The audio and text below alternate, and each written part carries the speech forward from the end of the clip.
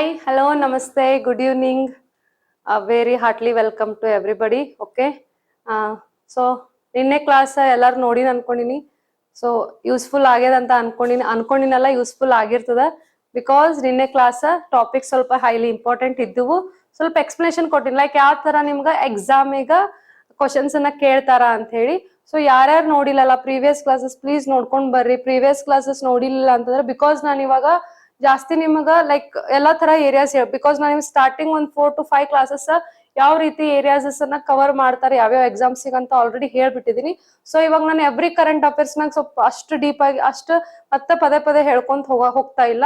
So hope ಯಾರ್ಯಾರು classes ನೋಡಿಲ್ಲ ನೋಡ್ಕೊಂಡ್ ಬರ್ರಿ, ಇನ್ನೊಂದ್ಸತಿ ಹೋಗಿ ರಿವೈಸ್ ಮಾಡ್ಕೋರಿ. ಆಲ್ರೆಡಿ ಇವತ್ ಯಾರು ನೀವು ಜಾಯ್ನಿಂಗ್ ಅದಿರ್ ಲೈಕ್ ನೀವು ಕ್ಲಾಸ್ ನೋಡಾಕತ್ತೀರಿ.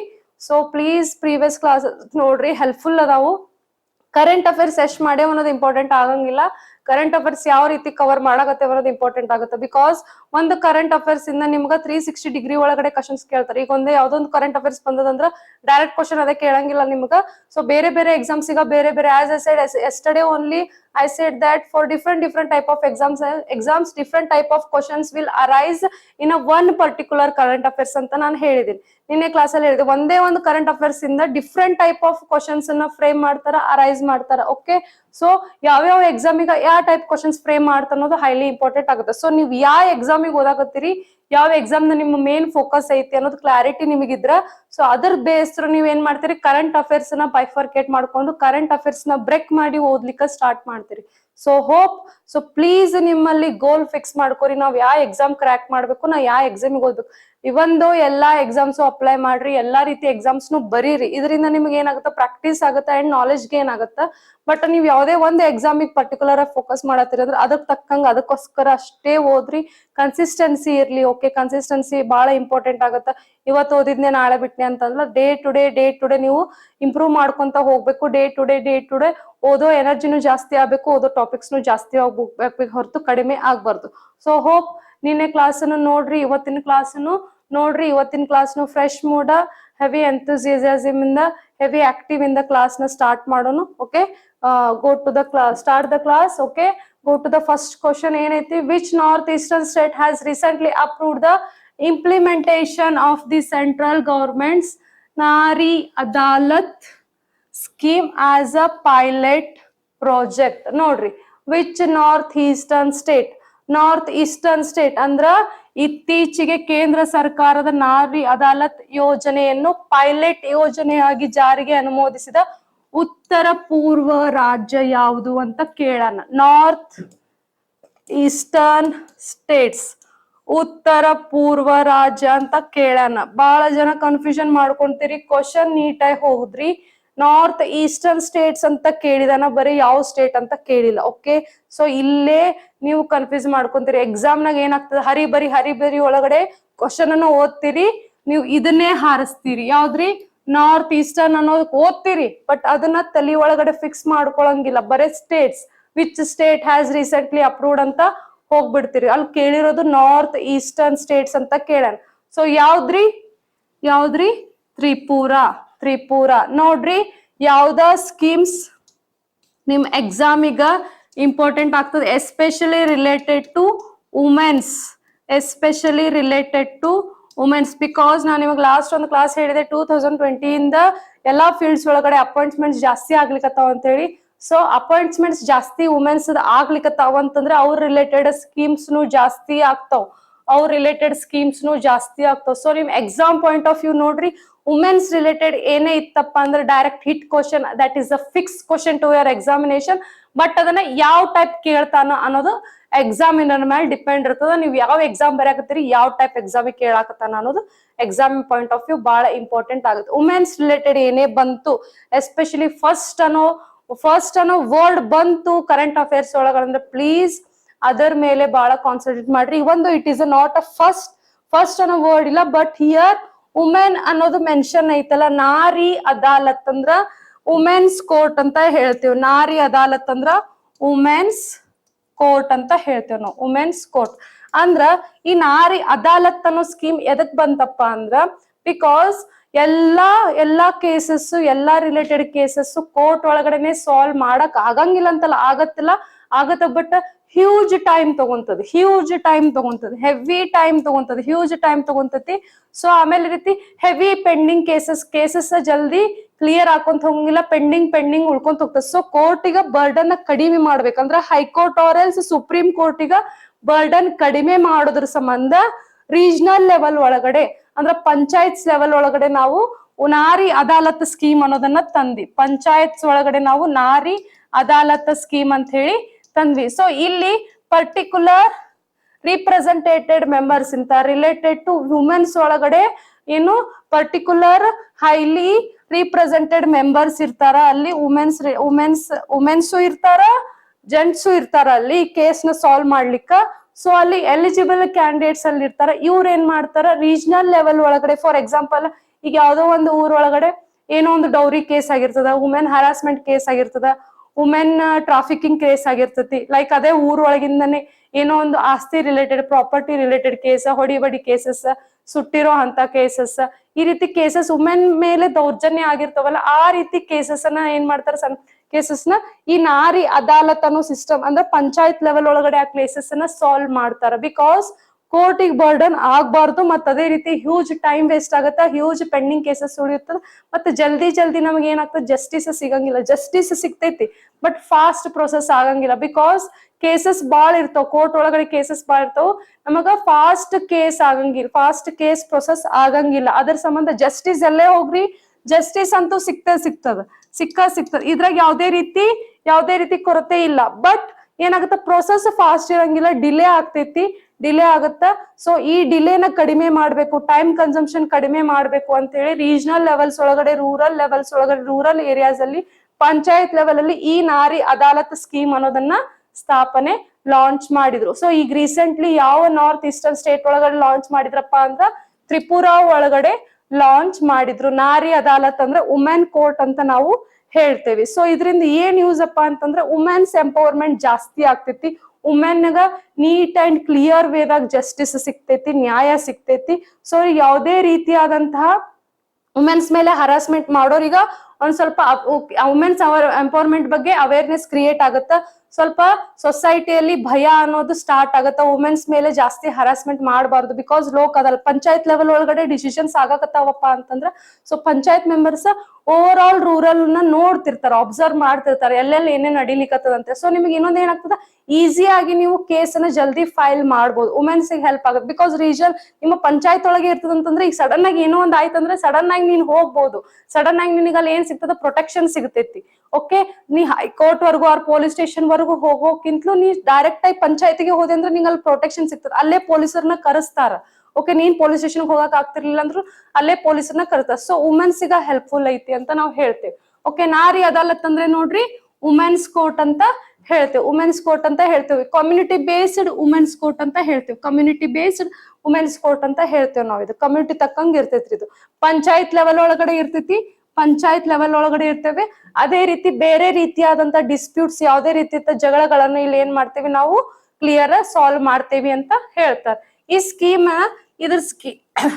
ಸ್ಕೀಮ್ ಏನ ರಿಸಾಲ್ವ್ ಮಾಡ್ತದ ಅಂತಂದ್ರ ಮೀಡಿಯೇಷನ್ ಅಂಡ್ ಕೌನ್ಸಿಲಿಂಗ್ ಮುಖಾಂತರ ಕೇಸಸ್ ನ ರಿಸಾಲ್ವ್ ಮಾಡ್ತಾರೆ. ಅಂದ್ರೆ ವುಮೆನ್ಸ್ ಏನೋ ಆಗಿತ್ತು, ಏನೋ ಇನ್ಜಸ್ಟಿಸ್ ಆಗಿತ್ತು ಅಂತಂದ್ರ ಅವ್ರ ಮುಖಾಂತರ ಯಾರೊಬ್ರು ಮೀಡಿಯೇಟರ್ ಆಗಿ ಏನಾಗಿತ್ತು ಏನಿಲ್ಲ ಎಲ್ಲ ನೀಟಾಗಿ ಕೌನ್ಸಿಲಿಂಗ್ ಮಾಡಿ, ಮೀಡಿಯೇಷನ್ ಮಾಡಿ, ಇದ್ರ ಮುಖಾಂತರ ಏನ್ ಮಾಡ್ತಾರೆ, ಕೇಸ್ ನ ಸಾಲ್ವ್ ಮಾಡ್ಲಿಕ್ಕೆ ಪ್ರಯತ್ನ ಮಾಡ್ತಾರೆ. ಇವು ಏನೇನ್ ಹ್ಯಾಂಡಲ್ ಮಾಡ್ತದ, ಡೊಮೆಸ್ಟಿಕ್ ವೈಲೆನ್ಸ್ ನ ಆಲ್ರೆಡಿ ಹೇಳಿದೆ, ಸಾಮಾಜಿಕ ದೌರ್ಜನ್ಯ, ಡೌರಿ ಇರ್ಬೋದು, ಚೈಲ್ಡ್ ಮ್ಯಾರೇಜ್ ಇರ್ಬೋದು, ಹರಾಸ್ಮೆಂಟ್ ಇರ್ಬೋದು. ಓಕೆ, ಹರಾಸ್ಮೆಂಟ್ ಈ ರೀತಿಯಾದಂತಹ ಕೇಸಸ್ ಗಳನ್ನ ನಾರಿ ಅದಾಲತ್ ಏನ್ ಮಾಡ್ತೈತಿ, ಹ್ಯಾಂಡಲ್ ಮಾಡ್ತೈತಿ. ಸೊ ಇದೇನು quick and accessible justice to women. So ನಾವು ಪಂಚಾಯತ್ ಲೆವೆಲ್ ಒಳಗಡೆನೆ ನಾರಿ ಅದಾಲತ್ನ ಸ್ಕೀಮ್ ನ ಅಳವಡಿಸ್ಕೊಳ್ಳೋದ್ರಿಂದ ಏನಾಗುತ್ತೆ, ನಿಮಗ ಜಲ್ದಿ ಏನಾಗ್ತದೆ, ನ್ಯಾಯ ಸಿಕ್ಕೊಂತ ಹೋಗ್ತದ. ಅದೇ ರೀತಿ ವುಮೆನ್ಸ್ ಗ ಹ್ಯೂಜ್ ಪ್ರೊಟೆಕ್ಷನ್ ಇಲ್ಲಿ ಸಿಗ್ತದ ಅಂತ ಹೇಳಿ. ಸೊ ಈ ನಾರಿ ಅದಾಲತ್ ಅನ್ನೋದು ಯಾವ ಸ್ಕೀಮದ ಪಾರ್ಟ್ ಅಪ್ಪ ಅಂದ್ರ, ಈ ನಾರಿ ಅದಾಲತ್ ಅನ್ನೋದು ಮಿಷನ್ ಶಕ್ತಿ ಸ್ಕೀಮದು ಪಾರ್ಟ್. ಒಂದು ಪಾರ್ಟ್. ಮಿಷನ್ ಶಕ್ತಿ ಅಂತಂದ್ರೆ ಡಿಫೆನ್ಸ್ ಕಡೆ ಹೋಗ್ಬೇಡ್ರಿ. ಓಕೆ, ಮಿಷನ್ ಶಕ್ತಿ ಅಂತಂದ್ರೆ ಡಿಫೆನ್ಸ್ ಒಳಗಡೆನು ಒಂದು ಮಿಷನ್ ಶಕ್ತಿ ಅನ್ನೋದು ಪ್ರಾಜೆಕ್ಟ್ ಮಾಡಿದ್ರು. ಓಕೆ, ಮಿಷನ್ ಶಕ್ತಿ ಅನ್ನೋದೊಂದು ಪ್ರಾಜೆಕ್ಟ್ ಇತ್ತು. ಆ ಪ್ರಾಜೆಕ್ಟ್ ಬಗ್ಗೆ ಒಂದ್ ಸ್ವಲ್ಪ ನೋಡ್ಕೋರಿ. ಡಿಫೆನ್ಸ್ ರಿಲೇಟೆಡ್ ಮಿಷನ್ ಶಕ್ತಿ ಅನ್ನೋದೊಂದು ಪ್ರಾಜೆಕ್ಟ್ ಆಗಿತ್ತು. ಬಟ್ ಇದು ಆ ಪ್ರಾಜೆಕ್ಟ್ ಅಲ್ಲ. ಈ ಮಿಷನ್ ಶಕ್ತಿ ಅನ್ನೋದು related to schemes, some schemes related to rural areas, regional areas, related to women empowerment scheme ಅಂತ ನಾವು ಹೇಳ್ತೇವೆ. ಇದು ಈ ಮಿಷನ್ ಶಕ್ತಿ ಡಿಫೆನ್ಸ್ ರಿಲೇಟೆಡ್ ಇರುವಂತಹ ಮಿಷನ್ ಶಕ್ತಿ ಪ್ರಾಜೆಕ್ಟ್ ಬೇರೆ, ವುಮೆನ್ಸ್ ರಿಲೇಟೆಡ್ ಇರುವಂತಹ ಸ್ಕೀಮ್ ಮಿಷನ್ ಶಕ್ತಿ ಬೇರೆ. ಸೊ ಕನ್ಫ್ಯೂಷನ್ ಮಾಡ್ಕೋಬೇಡ್ರಿ. Okay, so the scheme is a part of mission Shakti and aims to provide alternative grievance redressal at gram panchayat level ಒಳಗಡೆ ಅಂತ ಹೇಳ್ತೀವಿ. ಗ್ರಾಮ ಪಂಚಾಯತ್ ಲೆವೆಲ್ ಒಳಗಡೆ ಈ ಸ್ಕೀಮ್ಸ್ ಅನ್ನ ತಂದಾರ. ಮಿಷನ್ ಶಕ್ತಿ ಅಂಡರ್ ಈ ಸ್ಕೀಮ್ ಬಂದೈತಿ. ಸೊ ಇದು ಯಾವ ಮಿನಿಸ್ಟ್ರಿ, ನಾನು ನಿಮ್ಗೆ ಆಲ್ರೆಡಿ ಹೇಳಿದೆ, ಯಾವುದೇ ಒಂದು ಕರೆಂಟ್ ಅಫೇರ್ಸ್ ಇರ್ಲಿ ಸ್ವಲ್ಪ ಮಿನಿಸ್ಟ್ರಿ ನೋಡ್ಕೊರಿ. ಎಸ್ಪೆಷಲಿ ಸ್ಕೀಮ್ಸ್ ಬಂತಂದ್ರ ಮಿನಿಸ್ಟ್ರಿ ನೋಡ್ಕೊರಿ. Women and child development ministry ಯಾವ್ದಪ್ಪ ಅಂದ್ರ ವುಮೆನ್ ಅಂಡ್ ಚೈಲ್ಡ್ ಡೆವಲಪ್ಮೆಂಟ್ ಅಂತ ಹೇಳಿ ನಾವು ಹೇಳ್ತೀವಿ, ವುಮೆನ್ ಅಂಡ್ ಚೈಲ್ಡ್. ಸೊ ಇಲ್ಲಿ ನಾರಿ ಅದಾಲತ್ ಉದ್ದೇಶ ಏನಪ್ಪಾ ಅಂತಂದ್ರೆ ವುಮೆನ್ ಎಂಪವರ್ಮೆಂಟ್ ಮಾಡುದು, ಗ್ರಾಸ್ ರೂಟ್ ಲೆವೆಲ್ ನಾಗ ಜಸ್ಟಿಸ್ ಡೆವಲಪ್ ಮಾಡುದು. ಓಕೆ, ಗ್ರಾಸ್ ರೂಟ್ ಲೆವೆಲ್ ಅಂದ್ರೆ ಸಣ್ಣ ಪುಟ್ಟ ಕೇಸಸ್ ಇರ್ಲಿ. ಓಕೆ, ವುಮೆನ್ಸ್ ಈಗ ತನ್ಗೆ ಯಾವುದೇ ರೀತಿಯಾದಂತ ಅನ್ಯಾಯ ಆಗ್ಲಾರ್ದ, ಮಹಿಳೆಯರಿಗೆ ಯಾವುದೇ ರೀತಿ ಅನ್ಯಾಯ ಆಗ್ಲಾರ್ದಂಗ್ ನೋಡ್ಕೊಳ್ಳೋದು ಈ ನಾರಿ ಅದಾಲತದ ಕರ್ತವ್ಯ ಆಗೈತಿ. ಓಕೆ, ಆಮೇಲೆ ಕೋರ್ಟ್ ಬರ್ಡನ್ ರೆಡ್ಯೂಸ್ ಮಾಡುದು, ಅದೇ ರೀತಿ ಸ್ಪೀಡಿ ಡಿಸ್ಪ್ಯೂಟ್ ರೆಸೊಲ್ಯೂಷನ್ಸ್ ಅಂದ್ರ ಏನನ್ ಕೇಸಸ್ ಅವಲ್ಲ ಜಲ್ದಿ ಅವನ್ನ ಬಗೆಹರಿಸೋದು ಇದ್ರ ಮುಖ್ಯ ಉದ್ದೇಶ ಆಗೈತಿ. ಆಮೇಲೆ ಜೆಂಡರ್ ಇಕ್ವಾಲಿಟಿ ಪ್ರಮೋಷನ್ ಬಹಳ ಇಂಪಾರ್ಟೆಂಟ್ ಐತಿ. ಜೆಂಡರ್ ಇಕ್ವಾಲಿಟಿ ಅಂದ್ರೆ ಮಹಿಳೆ ಮತ್ತ ಪುರುಷರು ಇಬ್ರಲ್ಲಿ ಸಮಾನತೆನ ಕಾಣ್ಬೇಕು. ಯಾರೇ ಬೇಕಾದ್ರೂ ಮಹಿಳೆಯರ ಮೇಲೆ ದೌರ್ಜನ್ಯ ಮಾಡಬಾರ್ದು ಅನ್ನೋದನ್ನ ಈ ನಾರಿ ಅದಾಲತ್ ಸ್ಕೀಮ್ ಹೇಳ್ತೈತಿ. ಇದ್ರ ಮುಖ್ಯ ಉದ್ದೇಶ ಇವಿಷ್ಟು ಕಾನ್ಸೆಪ್ಟ್ಸ್ ಆಗ್ಯಾವ. ಸೊ ಈಗ ನಾ ಹೇಳಿದೆ ಆಲ್ರೆಡಿ ಮಿಷನ್ ಶಕ್ತಿ ಅಂಡರ್ ನಾರಿ ಅದಾಲತ್ ಬರ್ತದೆ. ಸೊ ಮಿಷನ್ ಶಕ್ತಿ ಸ್ಕೀಮ್ ಅಂದ್ರೇನು, ಅದು ಯಾವಾಗ ಲಾಂಚ್ ಆಯ್ತು, ಅದ್ರೊಳಗಡೆ ಯಾವ ಕಾಂಪೋನೆಂಟ್ಸ್ ಬರ್ತಾವ ಸ್ವಲ್ಪ ನೋಡೋಣ. ಇದು ಯಾವಾಗ ಲಾಂಚ್ ಆಗೈತ್ರಿ? 2022 ಲಾಂಚ್ ಆಗೈತಿ. 2022 ಇದು ಲಾಂಚ್ ಆಗೈತಿ. ಇದ್ರಾಗ 2 ಕಾಂಪೋನೆಂಟ್ಸ್ ಅದಾವ. ಒಂದು ಸಂಬಲ್ ಅಂತೇಳಿ. ಇದು ಸಂಬಲ್ ಅನ್ನೋದು ಏನ್ ಹೇಳ್ತದ, ಸೇಫ್ ಅಂಡ್ ಸೆಕ್ಯೂರಿಟಿ ಬಗ್ಗೆ ಹೇಳ್ತದ. ಸಂಬಲ್ ಅನ್ನೋದು ಸೇಫ್ಟಿ ಮತ್ತ ಸೆಕ್ಯೂರಿಟಿ ಬಗ್ಗೆ ಹೇಳ್ತದೆ. ಅಂದ್ರೆ ವುಮೆನ್ಸ್ ಸೇಫ್ಟಿ ಮತ್ತ ವುಮೆನ್ ಸೆಕ್ಯೂರಿಟಿ ಬಗ್ಗೆ ಸಂಬಲ್ ಅನ್ನೋ ಸ್ಕೀಮ್ ಹೇಳ್ತದೆ. ಇದು ಎದ್ರ ಬಗ್ಗೆ? ವುಮೆನ್ ಸೇಫ್ಟಿ ಮತ್ತ ವುಮೆನ್ ಪ್ರೊಟೆಕ್ಷನ್ ಬಗ್ಗೆ ಮಾತ್ರ ಫೋಕಸ್ ಮಾಡ್ತದೆ. ವುಮೆನ್ ಸೇಫ್ಟಿ ರಿಲೇಟೆಡ್ ಸ್ಕೀಮ್ಸ್, ಈಗ ಪೊಲೀಸರು ತಂದಾರಲ್ಲ, ಈ ನಂಬರ್ನ ಡೈಲ್ ಮಾಡೋದು, ಈ ಟೆಕ್ನಾಲಜಿನ ಯೂಸ್ ಮಾಡೋದ್ರಿಂದ ವುಮೆನ್ಸ್ ಎಲ್ಲಾದ್ರೂ ಒಬ್ಬಂಟಿಯಾಗಿ ಹೋಗ್ತಿದ್ರ ಈ ನಂಬರ್ಸ್ ಗಳನ್ನ ಟ್ರೈ ಅಂದ್ರೆ ಡೈಲಿ ಒಂದು ಹೊಸ ಪ್ರಾಜೆಕ್ಟ್ಸ್ ಪೊಲೀಸರು ತರ್ಲಿಕ್ಕತ್ತಾರ ಬಿಕಾಸ್ ಆಫ್ ಸೇಫ್ಟಿ ಮತ್ತ ಸೆಕ್ಯೂರಿಟಿ ಸಂಬಂಧ. ಇನ್ನೊಂದು ಬರ್ತೈತಿ. ಸೊ ಈ ಸ್ಕೀಮ್ ಸಂಬಲ್ ಸ್ಕೀಮ್ ಒಳಗಡೆ, ಸಂಬಲ್ಸ್ ಸ್ಕೀಮ್ ಅಂಡರ್ ಇನ್ನೊಂದಿಷ್ಟು ಸ್ಕೀಮ್ಸ್ ಬರ್ತಾವು. ಒನ್ ಸ್ಟಾಪ್ ಸೆಂಟರ್ ಸ್ಕೀಮ್ ಅಂತ ಬರ್ತದ. ಒನ್ ಸ್ಟಾಪ್ ಸೆಂಟರ್ ಸ್ಕೀಮ್ ಅಂತ ಬರ್ತದ. ವುಮೆನ್ ಹೆಲ್ಪ್ ಲೈನ್ ಸ್ಕೀಮ್ ಅಂತ ಬರ್ತೈತಿ. ಬೇಟಿ ಬಚಾವ್ ಬೇಟಿ ಪಡಾವ್ ಅಂತ ಬರ್ತೈತಿ. ಇನ್ನೊಂದೇನು ನಾರಿ ಅದಾಲತ್. ಸೊ ಈ ನಾರಿ ಅದಾಲತ್ ಅನ್ನೋದು ಮಿಷನ್ ಶಕ್ತಿ ಅಂಡ್ರ ಸಂಬಲ್ ಅನ್ನೋ ಸ್ಕೀಮ್ ಅಡಿಯಲ್ಲಿ ಇದು ಬರ್ತೈತಿ. ಸಂಬಲ್ ಅನ್ನೋ ಸ್ಕೀಮ್ ಅಡಿಯಲ್ಲಿ ಬರ್ತೈತಿ. ಇಲ್ಲಿ ನೋಡ್ರಿ, ಬೇಟಿ ಬಚಾವ್ ಬೇಟಿ ಪಡಾವ್ ಯಾವ ಸಬ್ ಸ್ಕೀಮ್ ಅಂಡ್ರ ಬಂದಿತ್ತು ಅಂತ ಹೇಳಿ 2020 KS ಪ್ರಿಲಿಮ್ಸ್ ಕ್ವಶನ್ ಆಗಿತ್ತು. 2020 KS ಪ್ರಿಲಿಮ್ಸ್ ಕ್ವಶನ್ ಆಗಿತ್ತು. ಬೇಟಿ ಬಚಾವ್ ಬೇಟಿ ಪಡಾವ್ ಅನ್ನೋದು ಯಾವ ಸಬ್ ಸ್ಕೀಮ್ ಅಂಡ್ರ ಅಂದ್ರೆ ಮಿಷನ್ ಶಕ್ತಿನೂ ಆಪ್ಷನ್ ಕೊಟ್ಟಿದ್ದ, ಸಂಬಲ್ ಸ್ಕೀಮ್ ಅನ್ನೋದು ಆಪ್ಷನ್ ಕೊಟ್ಟಿದ್ದ. ಬಟ್ ಅಲ್ಲಿ ಕೇಳಿದ ಕ್ವಶನ್ ಸಬ್ ಸ್ಕೀಮ್ ಅಂತ ಕೇಳಿದ. ಸಬ್ ಸ್ಕೀಮ್ ಅಂತ ಕೇಳಿದೆ. ಸೊ ಪ್ಲೀಸ್ ಕ್ವಶನ್ ಪೇಪರ್ ಓದ್ತಿರ್ಬೇಕಾರೆ, ಕ್ವಶನ್ ಹೋಗ್ತಿರ್ಬೇಕಾರೆ ಪ್ಲೀಸ್ ಡೀಟೇಲ್ ಆಗಿ ನೀಟಾಗಿ ಕ್ವಶನ್ ಓದ್ರಿ. ಒಂದಲ್ಲ 2 ಸತಿ ಕ್ವಶನ್ ನೋಡ್ರಿ. ಆ ಕ್ವಶನ್ ಏನ್ ಇರ್ತದ ಅದ್ರ ತಕ್ಕಂಗ ಆಪ್ಷನ್ಸ್ ಅನ್ನ ನೋಡ್ಕೊಂತ ಹೋಗ್ರಿ. ಬರೀ ಯಾವ ಸ್ಕೀಮ್ ಅಂಡ್ರ ಬರ್ತದ ಅಂದ್ರ ಮಿಷನ್ ಶಕ್ತಿ ಸ್ಕೀಮ್ ಹೋಗ್ರಿ. ಬಟ್ ಅಲ್ಲಿ ಸಬ್ ಸ್ಕೀಮ್ ಯಾವ ಸಬ್ ಸ್ಕೀಮ್ ಅಂಡ್ರ ಬರ್ತದ ಅಂತಂದ್ರ ಸಂಬಲ್ ಅನ್ನೋ ಸ್ಕೀಮ್ ಅಂಡ್ರ ಬರ್ತೈತಿ ಅಂತ ಹೇಳ್ತಾರೆ. ನೆಕ್ಸ್ಟ್ ಬರೋದು ಒಂದು ಸಂಬಲ್ಲ ಇನ್ನೊಂದು ಸಮರ್ಥ್ಯ ಅಂತ ಹೇಳ್ತೇವೆ. ಒಂದು ಸಂಬಲ್ಲ ಇನ್ನೊಂದು ಸಮರ್ಥ್ಯ ಸ್ಕೀಮ್ ಅಂತ ಹೇಳ್ತೇವೆ. ಇದು ವುಮೆನ್ ಎಂಪವರ್ಮೆಂಟ್ ಬಗ್ಗೆ ಹೇಳ್ತದೆ. ಅಂದ್ರ ಮಹಿಳೆಯರ ಏಳಿಗೆಗೆ ಬಗ್ಗೆ ಇದು ಹೇಳ್ತದೆ. ಇದು ಏನ್ ಫೋಕಸ್ ಮಾಡ್ತದ ಅಂದ್ರೆ ವುಮೆನ್ ಎಂಪವರ್ಮೆಂಟ್, ಸ್ಕಿಲ್ ಡೆವಲಪ್ಮೆಂಟ್ ಮತ್ತೆ ಎಕನಾಮಿಕ್ ಇಂಡಿಪೆಂಡೆನ್ಸ್ ಬಗ್ಗೆ ಫೋಕಸ್ ಮಾಡ್ತದೆ. ಸಾಮರ್ಥ್ಯ ಅಂದ್ರೆ ಮಹಿಳೆಯರ ಸಾಮರ್ಥ್ಯ ನೋಡ್ರಿ. ಸಾಮರ್ಥ್ಯ ಸಂಬಲ್ ಅಂತಂದ್ರ ಅವರ ಸೇಫ್ಟಿ, ಅವರಲ್ಲಿರೋಂತ ಶಕ್ತಿ, ಅವರಲ್ಲಿರೋಂತ ಸೇಫ್ಟಿ ಮತ್ತೆ ಅವ್ರಿಗೆ ಪ್ರೊಟೆಕ್ಟ್ ಮಾಡೋದು, ಸೆಕ್ಯೂರಿಟಿ ಕೊಡೋದು ಅಂತ ಹೇಳ್ತೇವೆ. ಅದೇ ರೀತಿ ಸಮರ್ಥ್ಯ ಅಂದ್ರೆ ಅವರ ಸಾಮರ್ಥ್ಯವನ್ನು ಏನ್ ಮಾಡೋದು, ಡೆವಲಪ್ ಮಾಡೋದು. ಅಂದ್ರೆ ಅವ್ರ ಸ್ಕಿಲ್ಸ್ ಡೆವಲಪ್ ಮಾಡೋದು, ಅವ್ರ ಎಕನಾಮಿಕಲಿ ಇಂಡಿಪೆಂಡೆಂಟ್ ಆಗಿ ಮಾಡೋದು. ಓಕೆ, ಆಮೇಲೆ ವುಮೆನ್ ಎಂಪವರ್ಮೆಂಟ್ ಬಗ್ಗೆ ಫೋಕಸ್ ಮಾಡ್ತೈತಿ. ಸೊ ನಿಮ್ಗ ಸಂಬಳ ಎದ್ರ ಮೇಲೆ ಫೋಕಸ್ ಮಾಡ್ತೈತಿ, ಸಾಮರ್ಥ್ಯ ಎದ್ರ ಮೇಲೆ ಫೋಕಸ್ ಮಾಡ್ತೈತಿ ಅನ್ನೋದು ಇಂಪಾರ್ಟೆಂಟ್ ಆಗ್ತದೆ. ಸಂಬಳ ಬಂದ್ಬಿಟ್ಟು ಸೇಫ್ಟಿ ಅಂಡ್ ಸೆಕ್ಯೂರಿಟಿ, ಸಾಮರ್ಥ್ಯ ಬಂದ್ಬಿಟ್ಟು ಎಕನಾಮಿಕ್ ಇಂಡಿಪೆಂಡೆನ್ಸ್, ಸ್ಕಿಲ್ ಡೆವಲಪಿಂಗ್ ಮತ್ತೆ ವುಮೆನ್ ಎಂಪವರ್ಮೆಂಟ್ ಅಂದ್ರೆ ಅವ್ರ ಕೌಶಲ್ಯ ಅಭಿವೃದ್ಧಿ ಮಾಡೋದು. ಈಗ ಸೆಲ್ಫ್ ಹೆಲ್ಪ್ ಗ್ರೂಪ್ಸ್ ಅಂತ ನೋಡ್ತೇವೆ ನಾವು, ಸೆಲ್ಫ್ ಹೆಲ್ಪ್ ಗ್ರೂಪ್ಸ್ ಅಂತ ನೋಡ್ತೇವಿ. ನೀವ್ ಯಾರಾದ್ರೂ ಅಬ್ಸರ್ವ್ ಮಾಡಿರ್ತೀರಿ, ನಿಮ್ಮ ಊರಲ್ಲಿ ಮಹಿಳೆಯರದ್ದು ಒಂದು ಗುಂಪು ಇರ್ತೈತಿ. ಅವರು ತಮ್ಮದೇ ಆದಂತ ಓನ್ ಬಿಸ್ನೆಸ್ ಮಾಡ್ತಿರ್ತಾರ. ಅದಕ್ಕೆ ಗೌರ್ಮೆಂಟ್ ಏನ್ ಮಾಡ್ತಾರ, ಲೋನ್ಸ್ ಪ್ರೊವೈಡ್ ಮಾಡ್ತಾರ. ಓಕೆ, ಲೋನ್ಸ್ ಪ್ರೊವೈಡ್ ಮಾಡ್ತಾರ. ಓಕೆ, ಸೊ ಇದರಿಂದ ಏನಾಗುತ್ತೆ, ಮಹಿಳೆಯರು ಆರ್ಥಿಕವಾಗಿ ಸಬಲರಾಗ್ತಾರ, ಆರ್ಥಿಕವಾಗಿ ಇಂಡಿಪೆಂಡೆಂಟ್ ಆಗ್ತಾರ. ಓಕೆ, ಅವರು ತಮ್ಮದೇ ಆದಂತ ಒಂದು ಸ್ಟೆಬಿಲಿಟಿನ ತೋರಿಸ್ತಾರ. ಅಂದ್ರ ಸಮಾಜದಲ್ಲಿ ಪುರುಷರು ಮಹಿಳೆಯರು ಇಬ್ರು ಸಮಾನತೆಯನ್ನ ತೋರಿಸ್ತೈತೆ. ಸೊ ಗೌರ್ಮೆಂಟ್ ಒಂದು ವುಮೆನ್ಸಿಗೆ ಸಪೋರ್ಟ್ ಮಾಡೋದ್ರಿಂದ ಏನಾಗುತ್ತೆ, ವುಮೆನ್ ತನ್ನ ಏಳಿಗೆ ಆಗೋದ್ರ ಜೊತೆಗೆ ತನ್ನ ಸುತ್ತಮುತ್ತ ಇರೋಂತಹ ಎನ್ವಿರಾನ್ಮೆಂಟ್ ನಾಗು ಏನಾಗ್ತೈತಿ, ಏಳಿಗೆ ಕಂಡು ಬರ್ತದೆ. ಸೊ ಅವಾಗ ಸೊಸೈಟಿ ಇಂಪ್ರೂವ್ ಆಗ್ತೈತೆ.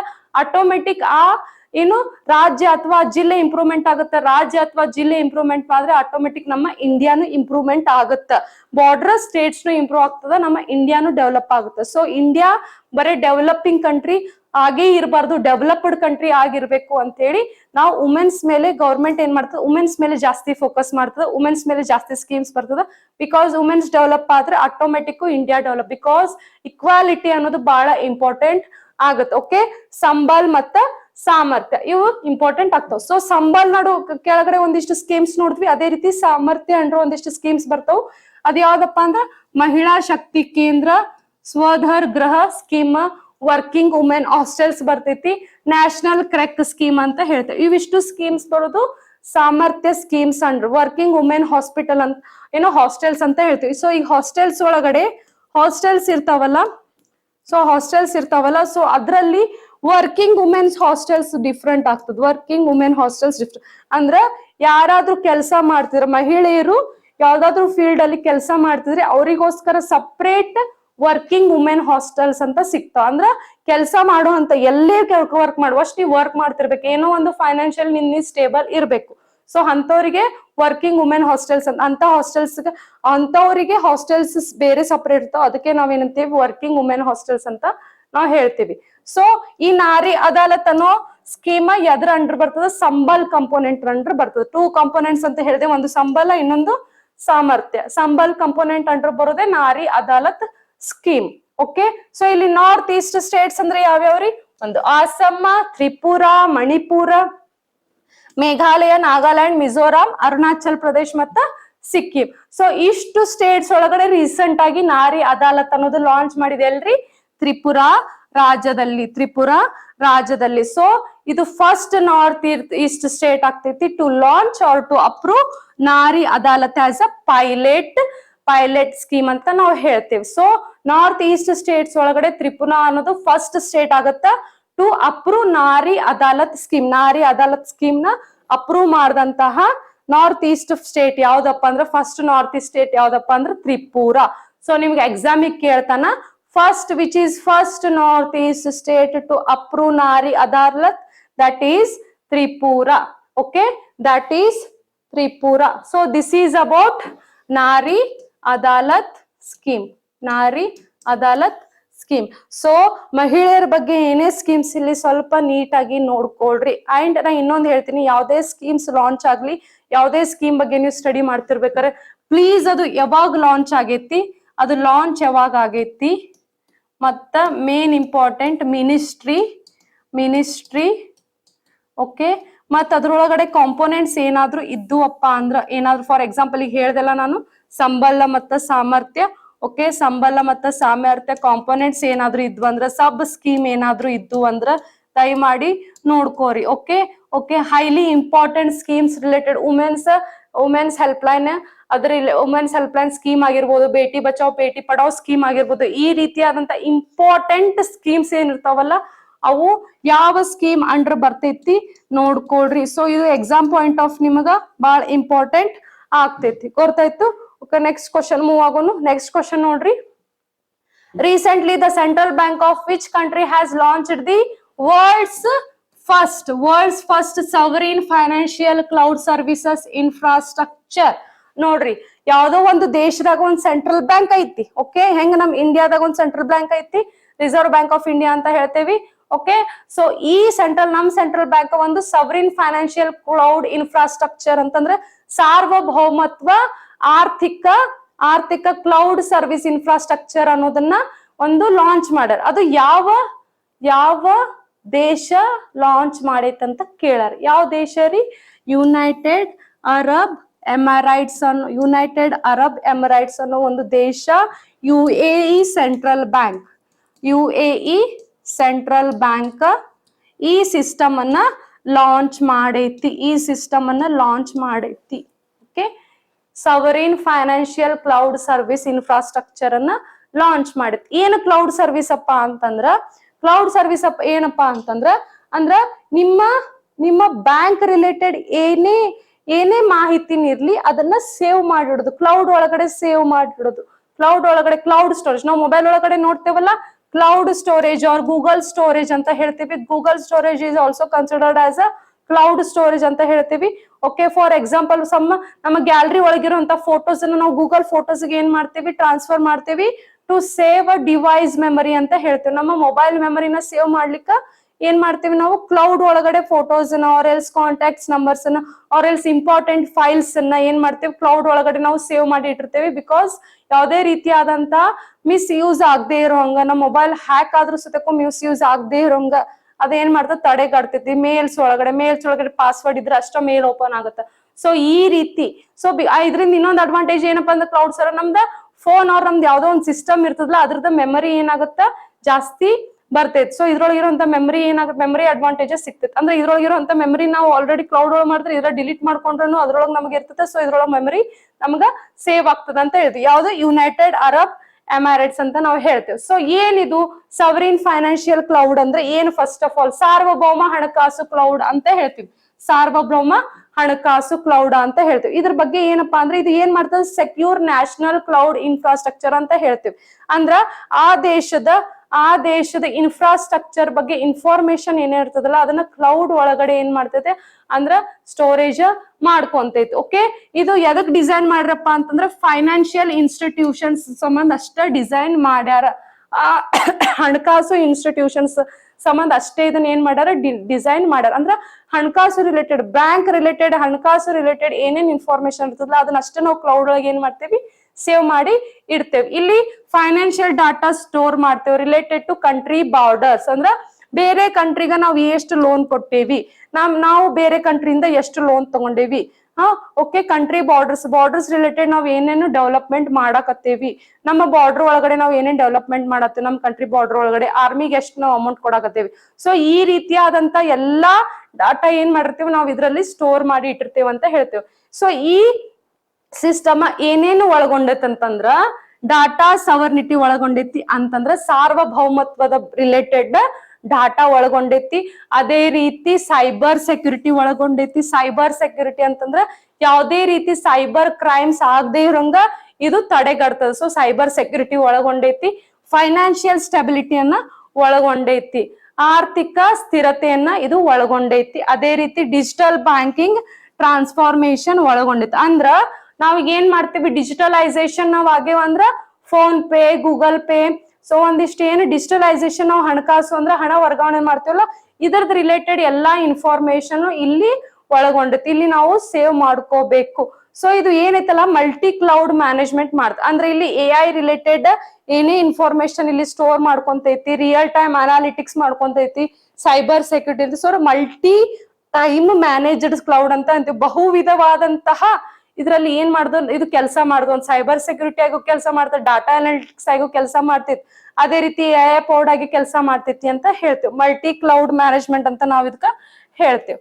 ಓಕೆ, ಸೊ ನೋಡ್ರಿ data first of all data sovereignty ಅಂದ್ರೆ ಒಂದಿಷ್ಟು ಕಾನ್ಸೆಪ್ಟ್ಸ್ ಏನ್ ಹೇಳಿದ್ವಲ್ಲ ಅದ್ರ ಬಗ್ಗೆ ಸ್ವಲ್ಪ ಬಾಳ್ ಡೀಪ್ ಏನ್ ಬೇಡ, ಸ್ವಲ್ಪ ಸ್ಮ್ಯಾಲ್ ಮ್ಯಾನ್ ನೋಡಿ. ಬಿಕಾಸ್ ನಿಮ್ಗೆ ಎಕ್ಸಾಮ್ ಈಗ ಕೇಳ್ಬೋದು ಡಾಟಾ ಸವರ್ನಿಟಿ ಅಂದ್ರೆ ಏನಂತ ಕೇಳ್ಬೋದು. ಎಕ್ಸಾಮ್ ಆಸ್ ಅ ಫಾಲೋಯಿಂಗ್ ಒಳಗೂ ನಿಮ್ಗೆ ಕೇಳ್ಬೋದು. ಓಕೆ, ಡಾಟಾ ಸವರ್ನಿಟಿ ಒಳಗಡೆ ನಾವ್ ಇಲ್ಲಿ ಏನ್ ಮಾಡ್ತೇವೆ? Financial datas related to UAE country ಒಳಗಡೆ ಏನು ಫೈನಾನ್ಷಿಯಲ್ ಡಾಟಾ ಇದ್ರಾಗ ಏನ್ ಮಾಡ್ತೇವೆ? ಸ್ಟೋರ್ ಮಾಡಿರ್ತೀವಿ. ಡಾಟಾ ಸ್ಟೇಸ್ ಮಾಡ್ತೀವಿ. ಆಮೇಲೆ ನೋ ಫಾರಿನ್ ಕಂಟ್ರೋಲ್, ಯಾವುದೇ ರೀತಿಯಾದಂತ ಬೇರೆ ಕಂಟ್ರೀಸ್ ಇದನ್ನ ಕಂಟ್ರೋಲ್ ಮಾಡಕ್ ಸಾಧ್ಯ ಇಲ್ಲ. UAE ಅಂತಂದ್ರೆ UAE ಕಂಟ್ರಿ ಅಷ್ಟ ಕಂಟ್ರೋಲ್ ಮಾಡೋದು.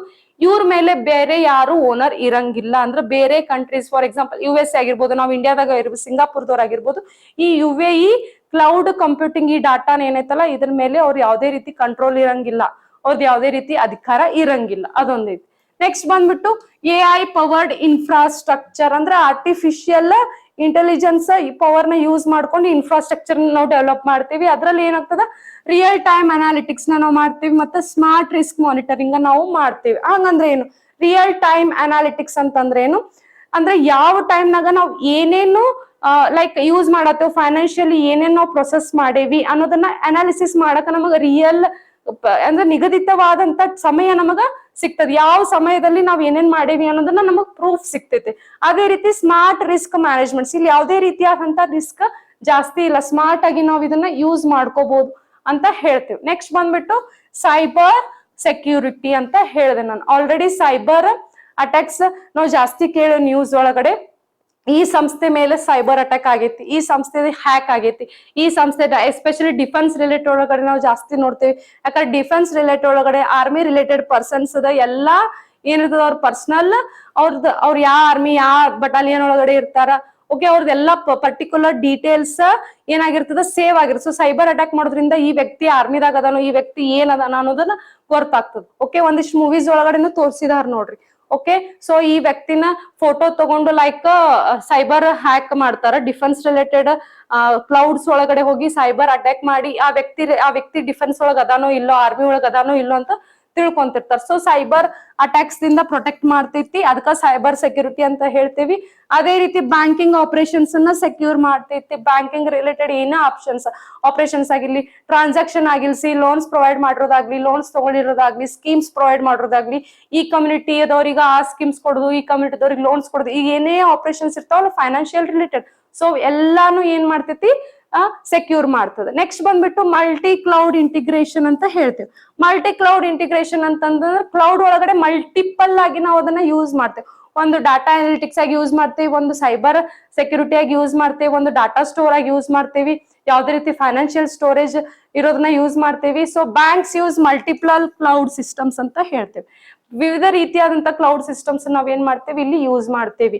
ಯೂನಿಫೈಡ್ ಮ್ಯಾನೇಜ್ಮೆಂಟ್ ಅಂತಂದ್ರೆ ನೀಟ್ ಆಗಿ ಕರೆಕ್ಟ್ ಆಗಿ ಪ್ರಾಪರ್ ವೇದಾಗ ನಾವ್ ಇಲ್ಲಿ ಏನ್ ಮಾಡ್ತೇವಿ ಮ್ಯಾನೇಜ್ ಮಾಡ್ಕೋತೀವಿ ಅಂತ ಹೇಳ್ತೀವಿ. ನೆಕ್ಸ್ಟ್ ಬಂದ್ಬಿಟ್ಟು ಫೈನಾನ್ಷಿಯಲ್ ಸ್ಟೆಬಿಲಿಟಿ. ಲಾಸ್ಟ್ ಒಂದ್ ಬಂದ್ಬಿಟ್ಟು ಫೈನಾನ್ಷಿಯಲ್ ಸ್ಟೆಬಿಲಿಟಿ ಅಂತ ಹೇಳ್ತೇವೆ. ಓಕೆ, ಬಿಕಾಸ್ ಬ್ಯಾಂಕಿಂಗ್ ಸರ್ವಿಸ್ ಯಾವತ್ತೂ ಕಂಟಿನ್ಯೂಸ್ ಇರುತ್ತ, ಬ್ಯಾಂಕಿಂಗ್ ಸರ್ವಿಸ್ ಯಾವತ್ತೂ ಕಂಟಿನ್ಯೂಸ್ ಆಗಿರ್ತದ, ಬ್ಯಾಂಕ್ ಯಾವತ್ತೂ ಕಂಟಿನ್ಯೂ ವರ್ಕ್ ಮಾಡ್ತಿರ್ತದ, ಕಂಟಿನ್ಯೂ ಟ್ರಾನ್ಸಾಕ್ಷನ್ಸ್ ಇರ್ತಾವ. ಸೊ ಇವೆಲ್ಲ ಇದನ್ನ ಸೆಕ್ಯೂರ್ ಮಾಡ್ಬೇಕಲ್ಲ ನಾವು, ಬ್ಯಾಂಕಿಂಗ್ ಕಂಟಿನ್ಯೂಸ್ ಪ್ರೊಸೆಸ್ ಇರೋದ್ರಿಂದ ನೀಟಾಗಿ ಸೆಕ್ಯೂರ್ ಮಾಡ್ಬೇಕದ, ಅದಕ್ಕೆ ಫೈನಾನ್ಷಿಯಲ್ ಸ್ಟೆಬಿಲಿಟಿ ಬಹಳ ಇಂಪಾರ್ಟೆಂಟ್ ಆಗತ್ತ. ಅಂದ್ರೆ ಆರ್ಥಿಕ ಸ್ಥಿರತೆ ಬಹಳ ಇಂಪಾರ್ಟೆಂಟ್ ಆಗತ್ತ. ಯಾವುದೇ ಕಂಟ್ರಿ ಒಳಗಡೆ ಆರ್ಥಿಕ ಸ್ಥಿರತೆ ಬಹಳ ಇಂಪಾರ್ಟೆಂಟ್ ಆಗತ್ತ. ನೆಕ್ಸ್ಟ್ ಆಪರೇಷನಲ್ ರಿಸೈಲೆನ್ಸಸ್ ಅಂತ ಹೇಳ್ತೀವಿ. ಆಪರೇಷನಲ್ ರಿಸೈಲೆನ್ಸಸ್ ಅಂತಂದ್ರೆ ಏನು, ಯಾವುದೇ ರೀತಿ ಆಪರೇಷನ್ ಮಾಡ್ತೀವಲ್ಲ ಅದನ್ನ ಫ್ರೀ ಆಗಿ ಸೆಕ್ಯೂರ್ ಆಗಿ ನಾವ್ ಏನ್ ಮಾಡ್ತೀವಿ ಆಪರೇಷನ್ಸ್. ಫಾರ್ ಎಕ್ಸಾಂಪಲ್ ಏನೋ ಒಂದ್ ಲೋನ್ ಪ್ರೊಸೆಸ್ ಮಾಡಕತ್ತೇವೆ ಅಂದ್ರೆ ಫ್ರೀ ಆಗಿ ಸೆಕ್ಯೂರ್ ಆಗಿ ಲೋನ್ ಪ್ರೊಸೆಸ್, ಯಾವುದೇ ರೀತಿ ರಿಸ್ಕ್ ಇರ್ಲಾರ್ದ. ಓಕೆ, ಕಸ್ಟಮರ್ಗೂ ಯಾವುದೇ ರೀತಿ ರಿಸ್ಕ್ ಇರಬಾರ್ದು. ಓಕೆ, ಬ್ಯಾಂಕ್ ಸರ್ವಿಸ್ ಮಾಡ್ತಾ ಇರೋ ಬ್ಯಾಂಕ್ ಎಂಪ್ಲಾಯ್ಮೆಂಟ್ಗೂ ಯಾವುದೇ ರೀತಿ ರಿಸ್ಕ್ ಇರಬಾರ್ದು. ಸೊ ಆ ರೀತಿ ಫ್ರೀ ಆಗಿ ಆಪರೇಷನ್, ಫ್ರೀ ಫೇರ್ ಅಲ್ಲಿ ನಾವು ಏನ್ ಮಾಡ್ತೇವೆ ಪ್ರತಿಯೊಂದು ಆಪರೇಷನ್ಸ್ ಅನ್ನ ಮಾಡ್ತೀವಿ ಅಂತ ಹೇಳ್ತೇವೆ. ಸೊ ಇಲ್ಲಿ ನಿಮಗ ಎಕ್ಸಾಮ್ ಪಾಯಿಂಟ್ ಆಫ್ ವ್ಯೂ ಏನಪ್ಪಾ ಅಂತಂದ್ರೆ ಸೈನ್ಸ್ ಅಂಡ್ ಟೆಕ್ನಾಲಜಿ ರಿಲೇಟೆಡ್ ಈ ಕಾನ್ಸೆಪ್ಟ್ ಬಹಳ ಇಂಪಾರ್ಟೆಂಟ್ ಆಗ್ತದೆ. ಸೊ ಸೈನ್ಸ್ ಅಂಡ್ ಟೆಕ್ನಾಲಜಿ ಒಳಗಡೆ ಕ್ಲೌಡ್ ಕಂಪ್ಯೂಟಿಂಗ್, ಎಡ್ಜ್ ಕಂಪ್ಯೂಟಿಂಗ್ ಅನ್ನೋ ಸ್ವಲ್ಪ ಕಾನ್ಸೆಪ್ಟ್ಸ್ ನೋಡ್ತೇವೆ. ಓಕೆ, ಸ್ವಲ್ಪ ಕಾನ್ಸೆಪ್ಟ್ಸ್ ನೋಡ್ತೇವೆ. ಸೊ ನಾನು ನಿಮಗೆ ಇಲ್ಲಿ ಕ್ಲೌಡ್ ಕಂಪ್ಯೂಟಿಂಗ್ ಅನ್ನೋದ್ರ ಬಗ್ಗೆ ಹೇಳ್ತೀನಿ ಸ್ವಲ್ಪ, ನೀವು ಸ್ವಲ್ಪ ಎಡ್ಜ್ ಕಂಪ್ಯೂಟಿಂಗ್ ಅಂದ್ರೆ ಏನು, ಕಟ್ಟಿಂಗ್ ಎಡ್ಜ್ ಕಂಪ್ಯೂಟಿಂಗ್ ಅಂತಂದ್ರೆ ಏನು ಅದ್ರ ಬಗ್ಗೆ, ಆಮೇಲೆ ಇನ್ನೊಂದೇನು ಹೆಕೆಥಾನ್ ಅಂತ ಒಂದು ಬರ್ತೈತಿ, ಹೆಕೆಥಾನ್ ಮ್ಯಾನೇಜ್ಮೆಂಟ್ ಅಂತ ಬರ್ತೈತಿ. ಸೊ ಅದ್ರ ಬಗ್ಗೆ ನೀವು ಸ್ವಲ್ಪ ಸರ್ಚ್ ಮಾಡ್ರಿ, ಸ್ವಲ್ಪ ಓದ್ಕೋರಿ. ಸೈನ್ಸ್ ಅಂಡ್ ಟೆಕ್ನಾಲಜಿ ರಿಲೇಟೆಡ್ ನಿಮಗೆ ಎಕ್ಸಾಮ್ ನಾಗ ಕ್ವಶನ್ಸ್ ಫ್ರೇಮ್ ಆಗೋ ಚಾನ್ಸಸ್ ಅದ. ಎಸ್ಪೆಷಲಿ ಜಾಸ್ತಿ ಅಂದ್ರೆ KS ಮತ್ತೆ UPSC ಎಕ್ಸಾಮ್ಸ್ ಈ ರೀತಿ ಕ್ವಶನ್ಸ್ ಅನ್ನ ಜಾಸ್ತಿ ಕೇಳ್ತಾರೆ. ಸೊ ಕ್ಲೌಡ್ ಕಂಪ್ಯೂಟಿಂಗ್ ಅಂತಂದ್ರೆ ಏನು, ಇದೊಂದು ರೀತಿಯಾದಂತ ಮೊಬೈಲ್ ಅಪ್ಲಿಕೇಶನ್. ಇದನ್ನ ನಾವ್ ಏನ್ ಮಾಡ್ತೀವಿ, ಸ್ಟೋರ್ ಮೊಬೈಲ್ ಒಳಗಡೆ ನಮ್ದ ಡಾಟಾನ ಸ್ಟೋರ್ ಮಾಡ್ಲಿಕ್ಕೆ ಯೂಸ್ ಮಾಡ್ಕೊಂತೇವೆ. ಯಾವುದೇ ರೀತಿ ಇನ್ಫಾರ್ಮೇಶನ್ ಇರ್ಲಿ, ಮೇಲ್ ರಿಲೇಟೆಡ್ ಇನ್ಫಾರ್ಮೇಶನ್ ಇರ್ಲಿ, ಗ್ಯಾಲರಿ ರಿಲೇಟೆಡ್ ಇನ್ಫಾರ್ಮೇಶನ್ ಇರ್ಲಿ, ಇದನ್ನ ಏನ್ ಮಾಡ್ತೇವೆ ಪರ್ಟಿಕ್ಯುಲರ್ ಲೊಕೇಶನ್ ಒಳಗಡೆ ನಾವು ಸ್ಟೋರ್ ಮಾಡ್ತೇವೆ. ಅದಕ್ಕೆ ನಾವ್ ಏನಂತೀವಿ ಕ್ಲೌಡ್ ಕಂಪ್ಯೂಟಿಂಗ್ ಅಂತ ಅಂತೇವಿ. ಪರ್ಟಿಕ್ಯುಲರ್ ಅಂದ್ರೆ ನಮ್ಮ ಮೊಬೈಲ್ ಒಳಗಾಗಿರ್ಬೋದು, ಲ್ಯಾಪ್ಟಾಪ್ ಆಗಿರೋದು, ಒಂದು ಪರ್ಟಿಕ್ಯುಲರ್ ಲೊಕೇಶನ್ ಒಳಗಡೆ ನಮ್ದು ಮೇಲ್ ಐ ಡಿ ಡೀಟೇಲ್ಸ್ ಆಗಿರ್ಬೋದು, ಮೇಲ್ ಒಳಗಡೆ ಇರೋ ಫೈಲ್ಸ್ ಆಗಿರ್ಬೋದು, ಗ್ಯಾಲರೀಸ್ ಒಳಗಡೆ ಇರೋ ಫೈಲ್ಸ್ ಆಗಿರ್ಬೋದು, ಏನೇ ಒಂದು ಫೈಲ್ಸ್ ನ ಪರ್ಟಿಕ್ಯುಲರ್ ಒಂದು ಲೊಕೇಶನ್ ಒಳಗಡೆ ಸ್ಟೋರ್ ಮಾಡ್ತೇವೆ, ಅದಕ್ಕೆ ಏನಂತೀವಿ ಕ್ಲೌಡ್ ಕಂಪ್ಯೂಟಿಂಗ್ ಅಂತ ಅಂತೇವ್ ನಾವು. ಸೊ ಇದು ಮೇನ್ ಡಿಸ್ಅಡ್ವಾಂಟೇಜ್ CC ಅಂತ ಕರಿತೀವಿ, ಶಾರ್ಟ್ ಫಾರ್ಮ್ ನಾಗ CC ಅಂತ ಕರಿತೇವಿ. ಇದು ಪ್ರೊಸೆಸ್ ಬಹಳ ಡಿಲೇ ಆಗುತ್ತೆ. ಮೇನ್ ಡಿಸ್ಅಡ್ವಾಂಟೇಜ್ ಅಂತಂದ್ರೆ ಪ್ರೊಸೆಸ್ ಬಹಳ ಡಿಲೇ ಆಗುತ್ತೆ. ಅದಕ್ಕೆ ನಾವ್ ಏನಂತೀವಿ ಲೇಟೆನ್ಸಿ ಅಂತ ಕರಿತೀವಿ. ಬಹಳ ಪ್ರೊಸೆಸ್ ಡಿಲೇ ಆಗುತ್ತೆ. ಸೊ ಈ ಡಿಲೇ ಪ್ರೊಸೆಸ್ ಆಗೋದ್ರಿಂದ ಈ ಪ್ರೊಸೆಸ್ ಡಿಲೇನ ಇದನ್ನ ತಡೆ ಕಟ್ಟಬೇಕಂತ ಹೇಳಿ ನಾವು ನೆಕ್ಸ್ಟ್ ಇನ್ನೊಂದು ಹೈಯರ್ ಅಡ್ವಾಂಟೇಜ್ ಹೋಗಿದ್ವಿ, ಅದ edge computing. Next cutting edge computing ಅಂತ ಹೇಳ್ತೇವೆ ನಾವು. ಕಟ್ಟಿಂಗ್ ಎಡ್ಜ್ ಕಂಪ್ಯೂಟಿಂಗ್ ಅಂತ ಹೇಳ್ತೇವೆ. This is about cloud computing. ಇದು ಕ್ಲೌಡ್ ಕಂಪ್ಯೂಟಿಂಗ್ ಅನ್ನೋದು ಎಕ್ಸಾಮ್ ದಾಗ ಬಹಳ ಕೇಳೋಣ. ಯಾರು KS ಲೆವೆಲ್ ಎಕ್ಸಾಮ್ ಬರ್ತೀರಿ, UPSC ಲೆವೆಲ್ ಎಕ್ಸಾಮ್ ಬರ್ತೀರಿ, ಸೊ ಇವು ಕಾನ್ಸೆಪ್ಟ್ಸ್ ಸ್ವಲ್ಪ ನೋಡ್ಕೊಳ್ಳಿ. ಓಕೆ, ಈ ಕ್ಲೌಡ್ ಅನ್ನೋದನ್ನ 3 ಟೈಪ್ಸ್. ಒಂದು ಪಬ್ಲಿಕ್, ಪ್ರೈವೇಟ್, ಹೈಬ್ರಿಡ್. ಒಂದು ಪಬ್ಲಿಕ್, ಪ್ರೈವೇಟ್, ಇನ್ನೊಂದು ಹೈಬ್ರಿಡ್. ಓಕೆ, ಸೊ ಇದು ಈ cloud computing related government of India ಒಂದಿಷ್ಟು ಏನು ಸ್ಕೀಮ್ಸ್ ಅನ್ನ ಲಾಂಚ್ ಮಾಡಿತ್ತು. ಅದು ಡಿಜಿಬಾಕ್ಸ್ ಅಥವಾ ಡಿಜಿಲಾಕರ್ ಅಂತ ಹೇಳ್ತೀವಿ. ಡಿಜಿಬಾಕ್ಸ್ ಅಥವಾ ಡಿಜಿಲಾಕರ್ ಗೂಗಲ್ದವ್ರ ಜೊತೆ ಸೇರ್ಕೊಂಡು ಇಂಡಿಯಾದ ತಂದೆ ಆದಂತ ಓನ್ ಗೂಗಲ್ ಡೆವಲಪ್ಮೆಂಟ್ ಮಾಡ್ತು, ಅದೇ ಡಿಜಿಬಾಕ್ಸ್ ಮತ್ತೆ ಡಿಜಿಲಾಕರ್. ಬಿಕಾಸ್ ಈ ನಮ್ಮ ಇಂಡಿಯಾದವರು ಗೂಗಲ್ ಸಂಸ್ಥೆದವ್ರಿಗೆ ಏನ್ ಕೇಳ್ತಪ್ಪ ಅಂತಂದ್ರೆ, ನಮ್ದೇ ಇಂಡಿಯಾದ ಒಂದು ಪರ್ಟಿಕ್ಯುಲರ್ ಗೂಗಲ್ ನ ಪ್ರೊವೈಡ್ ಮಾಡ್ರಿ ಅಂತ ಕೇಳ್ತು. ನಮ್ಮ ಇಂಡಿಯಾಕ್ಕೆ ಪರ್ಟಿಕ್ಯುಲರ್ ಆಗಿ ಒಂದು ಸಪರೇಟ್ ಇಂಡಿಯನ್ ಗೂಗಲ್ ಅನ್ನೋದನ್ನ ಸರ್ವಿಸ್ ಪ್ರೊವೈಡ್ ಮಾಡ್ರಿ, ನಮ್ಮ ಇಂಡಿಯಾದಲ್ಲೇ ಆ ಸರ್ವಿಸ್ ಪ್ರೊವೈಡ್ ಮಾಡ್ರಿ ಅಂತ ಕೇಳಿದಾಗ ಅದು ಒಪ್ಕೊಳ್ಳಿಲ್ಲ. ಸೊ ನಮ್ಮ ಇಂಡಿಯಾದವರೇ ಒಂದು ಗೂಗಲ್ ಡ್ರೈವ್ ನ ರೆಡಿ ಮಾಡಿದ್ರು. ಅದು ಯಾವ್ದಪ್ಪ ಅಂದ್ರೆ ಡಿಜಿಬಾಕ್ಸ್ ಮತ್ತೆ ಅಥವಾ ಡಿಜಿಲಾಕರ್ ಅಂತ ಕರಿತೇವೆ. ಸೊ ಇದು ರಿಲೇಟೆಡ್ ನೀವು ಓದ್ಕೊಂಡಿರ್ಬೋದು. ಎಕ್ಸಾಮ್ ನಾಗ ಬಹಳ ಕ್ವಶನ್ಸ್ ಕೇಳೋಣ. ಡಿಜಿಲಾಕರ್ ರಿಲೇಟೆಡ್, ಡಿಜಿಬಾಕ್ಸ್ ಅಥವಾ ಡಿಜಿಲಾಕರ್ ಇದು ರಿಲೇಟೆಡ್ ಎಸ್ಪೆಷಲ್ PSI ಒಳಗಡೆ ಕೇಳೋಣ. ಇದು ಕ್ವಶನ್ಸ್ ಲಾಸ್ಟ್ 545 ಒಳಗೆ ಕೇಳೋಣ. 402 ಎಕ್ಸಾಮ್ ಒಳಗಡೆ ಇದನ್ನ ಕೇಳೋಣ. So Indian cloud computing which we can send 20 GB ಡಾಟಾನ ನಾವು ಸೇವ್ ಮಾಡ್ಕೋಬಹುದು. ಸೊ ಎಷ್ಟು ಐತಿ ಇದ್ರೊಳಗ ಡಿಜಿಲಾಕರ್ ಒಳಗಡೆ ನಾವ್ ಎಷ್ಟು 20 GB ಡಾಟಾನ ನಾವ್ ಏನ್ ಮಾಡ್ಬೋದು, ಸೇವ್ ಮಾಡ್ಕೋಬಹುದು ಅಂತ ಹೇಳಿ. ಇದು ಯಾರ ಮುಖಾಂತರ ಲಾಂಚ್ ಮಾಡ್ಯಾರ ಅಂತಂದ್ರ ನೀತಿ ಆಯೋಗದವ್ರ ಮುಖಾಂತರ ಲಾಂಚ್ ಮಾಡ್ಯಾರ, ನೀತಿ ಆಯೋಗ. ಸೊ ನೋಡ್ರಿ, ನಮ್ ಇಂಡಿಯಾದಾಗ ಏನೇ ಡೆವಲಪ್ಮೆಂಟಲ್ ಸ್ಕೀಮ್ಸ್ ಬರ್ಲಿ, ಪ್ರಾಜೆಕ್ಟ್ಸ್ ಬರ್ಲಿ, ಅದು ಯಾರು ಲಾಂಚ್ ಮಾಡ್ತಾರಿ? ನೀತಿ ಆಯೋಗದವರೇ ಲಾಂಚ್ ಮಾಡ್ತಾರೆ. ನೀತಿ ಆಯೋಗದವರೇ ಲಾಂಚ್ ಮಾಡಿ. ಇವ್ರ ಮೇಲೆ ಯಾವುದೇ ರೀತಿಯಾದಂತ ಗೌರ್ಮೆಂಟ್ ಕಂಟ್ರೋಲ್ ಇರಂಗಿಲ್ಲ. ಓಕೆ, ಅದು ತಲೆಗೆ ಇಟ್ಕೊಂಡ್ ಬಿಡ್ರಿ. ನೀತಿ ಆಯೋಗದವರೇ ಲಾಂಚ್ ಮಾಡ್ತಾರೆ. ಸೊ ನಾವು ಆಲ್ರೆಡಿ ಹೇಳಿದೆ ಒಂದಿಷ್ಟು concepts: edge computing, cutting edge computing and quantum computing. This is highly important to your exam. Quantum computing, science and technology ಒಳಗಡೆ ಈ ಕಾನ್ಸೆಪ್ಟ್ಸ್ ಬರ್ತಾವು. ನಾ ಅದಕ್ಕೆ ಹೇಳಿದೆ ಆಲ್ರೆಡಿ ನಮ್ಮಲ್ಲಿ ಹೊಸ ಬ್ಯಾಚ್ ಸ್ಟಾರ್ಟ್ ಆಗ್ಯದ. KS ಇಂಗ್ಲಿಷ್ ಮೀಡಿಯಂ ಮತ್ತೆ ಅದರಲ್ಲಿ ಸೈನ್ಸ್ ಅಂಡ್ ಟೆಕ್ನಾಲಜಿ ಸಬ್ಜೆಕ್ಟ್ಸ್ ಅಲ್ಲಿ ಈ ಟಾಪಿಕ್ಸ್ ಎಲ್ಲ ಕವರ್ ಮಾಡ್ತಾರೆ. ಸೊ ಇನ್ನ ಯಾರು ಒಂದ್ ವೇಳೆ ಇಂಟ್ರೆಸ್ಟೆಡ್ ಇದ್ದವರು, ಅಡ್ಮಿಷನ್ಸ್ ಮಾಡ್ಸಕ್ ಇಂಟ್ರೆಸ್ಟ್ ಇದ್ದವ್ರು ಈಗಾದ್ರೂ ಅಡ್ಮಿಷನ್ ನೀವು ಮಾಡಿಸಬಹುದು, ಚಾನ್ಸಸ್ ಐತಿ. ಸೊ ಯಾರು ಅಡ್ಮಿಷನ್ಸ್ ಮಾಡಿಸಿಲ್ಲ, ಅಡ್ಮಿಷನ್ ಮಾಡ್ರಿ. ನಿಮ್ exam point of view, exam orientation, ಯಾವ KS ಎಕ್ಸಾಮ್ ಯಾವ ರೀತಿ ಕ್ವಶನ್ಸ್ ಕೇಳ್ತಾರೆ ಅದ್ರ ಬೇಸ್ ಮೇಲೆ ನಿಮ್ಗ ಸೈನ್ಸ್ ಅಂಡ್ ಟೆಕ್ನಾಲಜಿ ಒಳಗಡೆ ನಿಮಗೆ ಇದನ್ನ ಟೀಚ್ ಮಾಡ್ತಾರೆ. ಹೈಲಿ ಎಕ್ಸ್ಪೀರಿಯನ್ಸ್ಡ್ ಫ್ಯಾಕಲ್ಟೀಸ್ ನಮ್ಮಲ್ಲಿ ಇದಾರ. ಓಕೆ, ಸೈನ್ಸ್ ಅಂಡ್ ಟೆಕ್ನಾಲಜಿ ಆಗಿರ್ಬೋದು, ಸೈನ್ಸ್ ರಿಲೇಟೆಡ್ ಆಗಿರ್ಬೋದು, ಅದೇ ರೀತಿ ಎಕನಾಮಿಕ್ಸ್ ಆಗಿರ್ಲಿ. ಸೊ ಎಲ್ಲ ಚಲೋ ಫ್ಯಾಕಲ್ಟೀಸ್ ನಿಮ್ಮಲ್ಲಿ ಅದಾರ. ಪಾಲಿಟಿ ರಿಲೇಟೆಡ್ ಆಗಿರ್ ನಮ್ಮಲ್ಲಿ ಅದಾರ. ಅವ್ರು already KS prelims mains clear ಮಾಡ್ಕೊಂಡಿರ್ದಾರ, UPSC ಮೇನ್ಸ್ ಪ್ರಿಲಿಮ್ಸ್ ನ ಕ್ಲಿಯರ್ ಮಾಡ್ಕೊಂಡ್ರು. ಸೊ ಅಂತವ್ರ ಕೈಯಾಗ ನೀವು ಕಲಿಯೋದ್ರಿಂದ, ಬಿಕಾಸ್ ಅವ್ರು ಆಲ್ರೆಡಿ ಎಕ್ಸಾಮ್ ಅಟೆಂಪ್ಟ್ ಮಾಡಿರ್ತಾರಲ್ಲ, ತುಂಬಾ ಜೊತೆ ಎಕ್ಸಾಮ್ ಅಟೆಂಡ್ ಮಾಡಿದ್ರೆ ಯಾವ ರೀತಿ ಎಕ್ಸಾಮಿಗೆ ಕ್ವಶನ್ಸ್ ಫ್ರೇಮ್ ಆಗ್ತಾವ ಅನ್ನೋದು ಅವ್ರಿಗೆ ಈಸಿಯಾಗಿ ಟ್ಯಾಕಲ್ ಮಾಡ್ತಾರೆ, ಈಸಿಯಾಗಿ ಪ್ರಿಡಿಕ್ಟ್ ಮಾಡ್ತಾರೆ. ಸೊ ಅಂತವ್ರಿಂದ ಗೈಡೆನ್ಸ್ ತಗೊಳ್ಳೋದ್ರಿಂದ ನೀವು ಈಸಿಯಾಗಿ ಎಕ್ಸಾಮ್ ನ ಕ್ರ್ಯಾಕ್ ಮಾಡ್ತೀರಾ ಅಂತ ಹೇಳ್ಬೋದು. ಬಟ್ ನಿಮ್ದು ವರ್ಕ್ ಅಲ್ಲಿ ಬಹಳ ಇಂಪಾರ್ಟೆಂಟ್ ಆಗುತ್ತೆ. ಸೊ ಇವು ಕಾನ್ಸೆಪ್ಟ್ಸ್ ಸೈನ್ಸ್ ಅಂಡ್ ಟೆಕ್ನಾಲಜಿ ಒಳಗಡೆ ಬರ್ತಾವ. ಸೊ ಪ್ಲೀಸ್ ಅವುಗಳನ್ನ ಬಗ್ಗೆ ಸ್ವಲ್ಪ ನೋಡ್ಕೋರಿ. Okay, this is about cloud computing schemes or else sovereign financial scheme ನ ಲಾಂಚ್ ಮಾಡಿದ್ರು. ಎಲ್ಲಿ? ಯುನೈಟೆಡ್ ಅರಬ್ ಎಮಿರೇಟ್ಸ್ ಅವ್ರದೇ ಆದಂತ ಒಂದು ಬ್ಯಾಂಕ್ ಒಳಗಡೆ ಆ ಸ್ಕೀಮ್ ಅನ್ನ ಲಾಂಚ್ ಮಾಡಿದ್ರು ಅಂತ ಹೇಳ್ತೀವಿ. ಸೊ ನೆಕ್ಸ್ಟ್ ಕ್ವಶನ್ ಏನೈತ್ ನೋಡ್ರಿ. Next question: which university is organising the third edition of multidisciplinary youth festival Goonj 2026?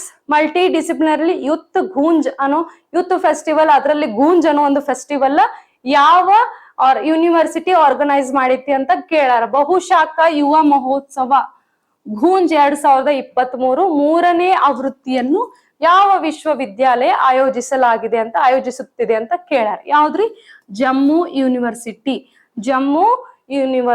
ನೋಡ್ರಿ, ಗೂಂಜ್ ಅನ್ನೋ ಫೆಸ್ಟಿವಲ್ ಮಲ್ಟಿ ಡಿಸಿಪ್ಲಿನರಿ ಅಂದ್ರೆ ಇಲ್ಲಿ ಏನೈತಿ, ಸ್ಪೋರ್ಟ್ಸ್ ರಿಲೇಟೆಡ್ ಆಗಿರ್ಬೋದು, ಎಜುಕೇಶನ್ ರಿಲೇಟೆಡ್ ಆಗಿರ್ಬೋದು, ಓಕೆ ಅದೇ ರೀತಿ ಲೀಡರ್ಶಿಪ್ ಕ್ವಾಲಿಟಿ ರಿಲೇಟೆಡ್ ಆಗಿರ್ಬೋದು. Okay leadership quality, skill development, ವಿವಿಧ ವೆರೈಟಿ ಆಫ್ ಸ್ಕಿಲ್ ಡೆವಲಪ್ಮೆಂಟ್ ಆಗಿರ್ಬೋದು. ಓಕೆ ಈ ರೀತಿಯಾದಂತಹ ಈ ಎಲ್ಲದ ರಿಲೇಟೆಡ್ ಇವೆಂಟ್ಸ್ ಏನ್ ಮಾಡಿರ್ತಾರೆ ಇಲ್ಲಿ ಆರ್ಗನೈಸ್ ಮಾಡಿರ್ತಾರೆ. ಅದನ್ನ ಯಾರು ಮಾಡ್ಲಿಕ್ಕತ್ತಾರ್ರಿ? ಜಮ್ಮು ಯೂನಿವರ್ಸಿಟಿ, ಜಮ್ಮು ವಿಶ್ವವಿದ್ಯಾಲಯ, ಜಮ್ಮು ಅಂಡ್ ಕಾಶ್ಮೀರ್ ಅಲ್ಲ, ಓನ್ಲಿ ಜಮ್ಮು ವಿಶ್ವವಿದ್ಯಾಲಯ. ಎಕ್ಸಾಮ್ ದ ಕನ್ಫ್ಯೂಷನ್ ಮಾಡ್ಕೋಬ್ಯಾಡ್ರಿ.